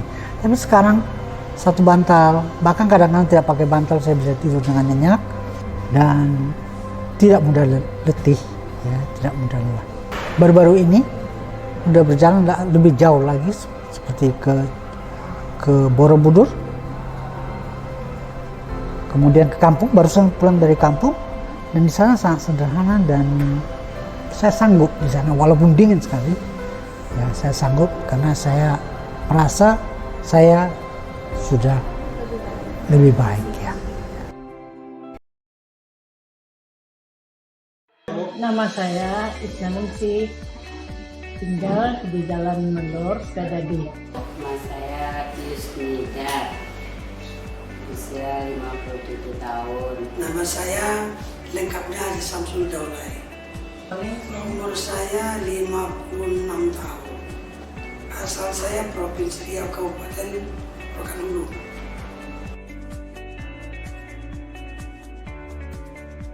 Saya berobat di sini sejak sudah 1 tahun 3 bulan. Lebih kurang 9 bulan. Saya berobat sejak 5 bulan yang lalu sama dokter Lia. Pertama berobat ke Puskesmas Rumah Sakit Umum Pusat, dapat rujukan diterima. Saya ada infeksi jantung, asam lambung, tensi. Biasanya kan sesak napas kan, dada sakit, sekarang udah kurang.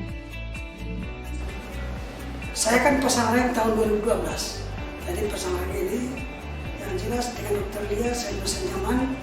Kemudian kalau kita berkonsultasi nyambung dan dia tidak begitu ego sebagai dokter. Jadi kita kalau konsultasi dengan dia merasa nyaman. Itulah yang maka kita tetap memilih dokter itu dokter Lia Paleti.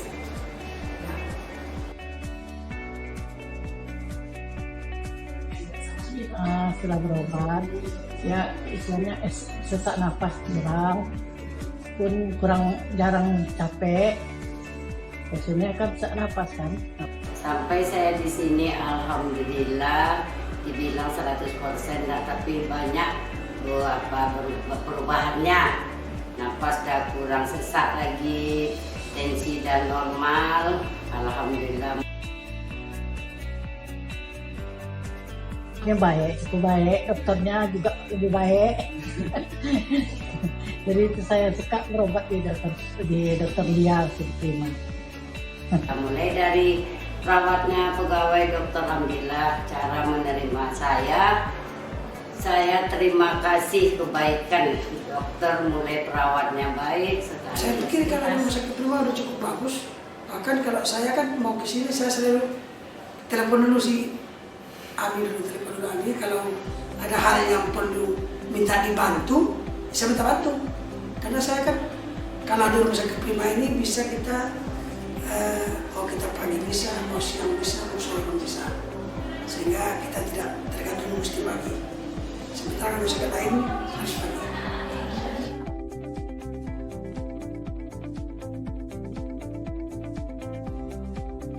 Insya Allah mudah-mudahan saya diterima berobat sini terus, rumah sakitnya jaya dan sukses. Kemudian kepada rumah sakit prima kita ucapkan terima kasih. Semoga rumah sakit prima ini makin jaya dan tetap idola bagi masyarakat.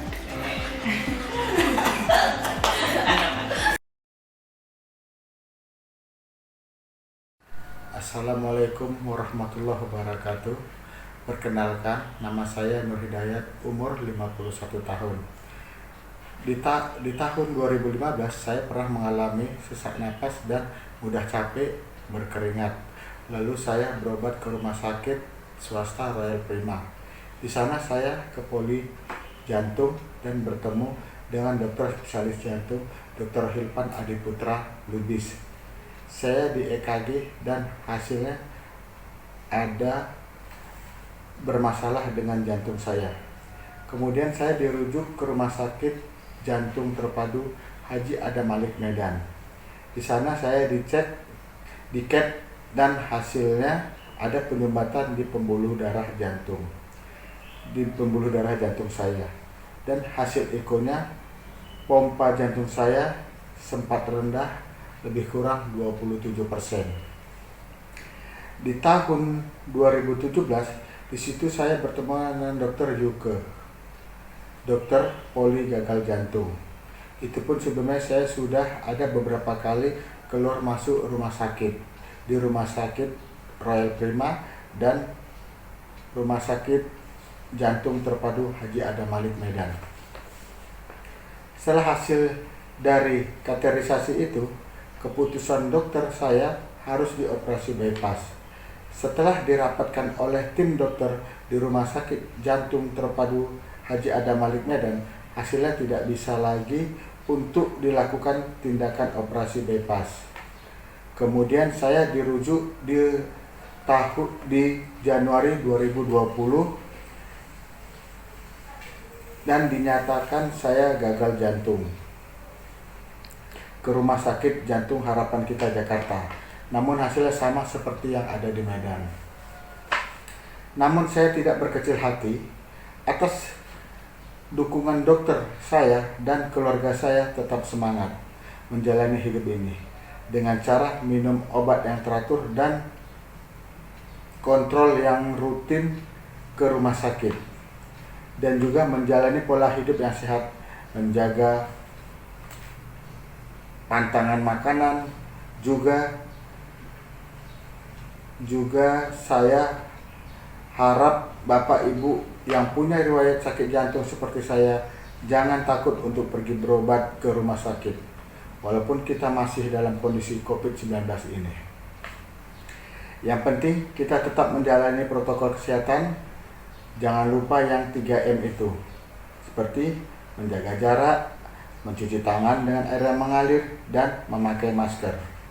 Ayo Bapak Ibu, tetap semangat menjalani hidup ini. Alhamdulillah, sampai saat ini saya tetap beraktivitas seperti biasanya. Wassalamualaikum warahmatullahi wabarakatuh. Jarak, dia nggak ada kelainan apa-apa. Saya nggak diabetes, nggak darah tinggi, nggak merokok, nggak minum, nggak ada keturunan sakit jantung juga. 2 tahun sebelumnya saya sudah di General Check-up, ya. Tidak ada sumbatan di pembuluh jantung maupun di pembuluh otak.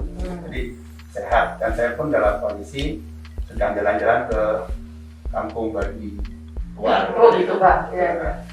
Nah di sana tiba-tiba kok saya keringan gitu kan. Jadi gagal dulu sampai di tempat di kampung bagi keluarnya itu, saya kok keringan. Terus saya duduk, terus ini saya mulai terasa nggak enak. Terus keringat ingin keluar, saya tahu saya kena jantung karena saya pernah dengar cerita teman saya. Ini saya harus ngejar waktu. Jadi saya minta dibantu untuk turun ke tempat parkir mobil saya, lalu saya bawa ke RSUD Rangkas Bitung. Di sana ya saya langsung diperiksa EKG positif yang memang ada serangan jantung. Lalu saya dilihat memang standar sakit jantung seperti apa gitu kan. Nah itu kira-kira saya jam 7 sampai sana. Sekitar jam 10-an saya kejang-kejang dan sempat jantung saya mau nafas saya berhenti selama 20 menit. Itu awal kena saya itu berhenti. Jadi sudah hampir ya dokter sudah hampir ya sudah dikasih 3 kali di itu nggak jalan. Akhirnya di sana ada motor minta sekali lagi, nah kebetulan hidup lagi lah. Alhamdulillah ya, jadi bisa bersama kita. Jadi besoknya langsung dirujuk ke dibawa ambulan ke rumah sakit harapan kita. di sini langsung juga di kateter, tidak ada sumbatan di pembuluh Betul. jantung. Jadi dianggapnya waktu itu serangan jantung sudah sumbatannya sudah tidak ditemukan. Namun sisanya adalah penurunan daripada pompa jantung. Jadi ada bagian otot yang aliran darah yang slow flow ya. Iya. Slow flow jadi ada itu, dan dengan otot jantungnya juga tidak berfungsi lah, geraknya lambat. Dari situ saya mulai dari pasien sini. Iya. Jadi dari tahun 2019 akhir Oktober lah.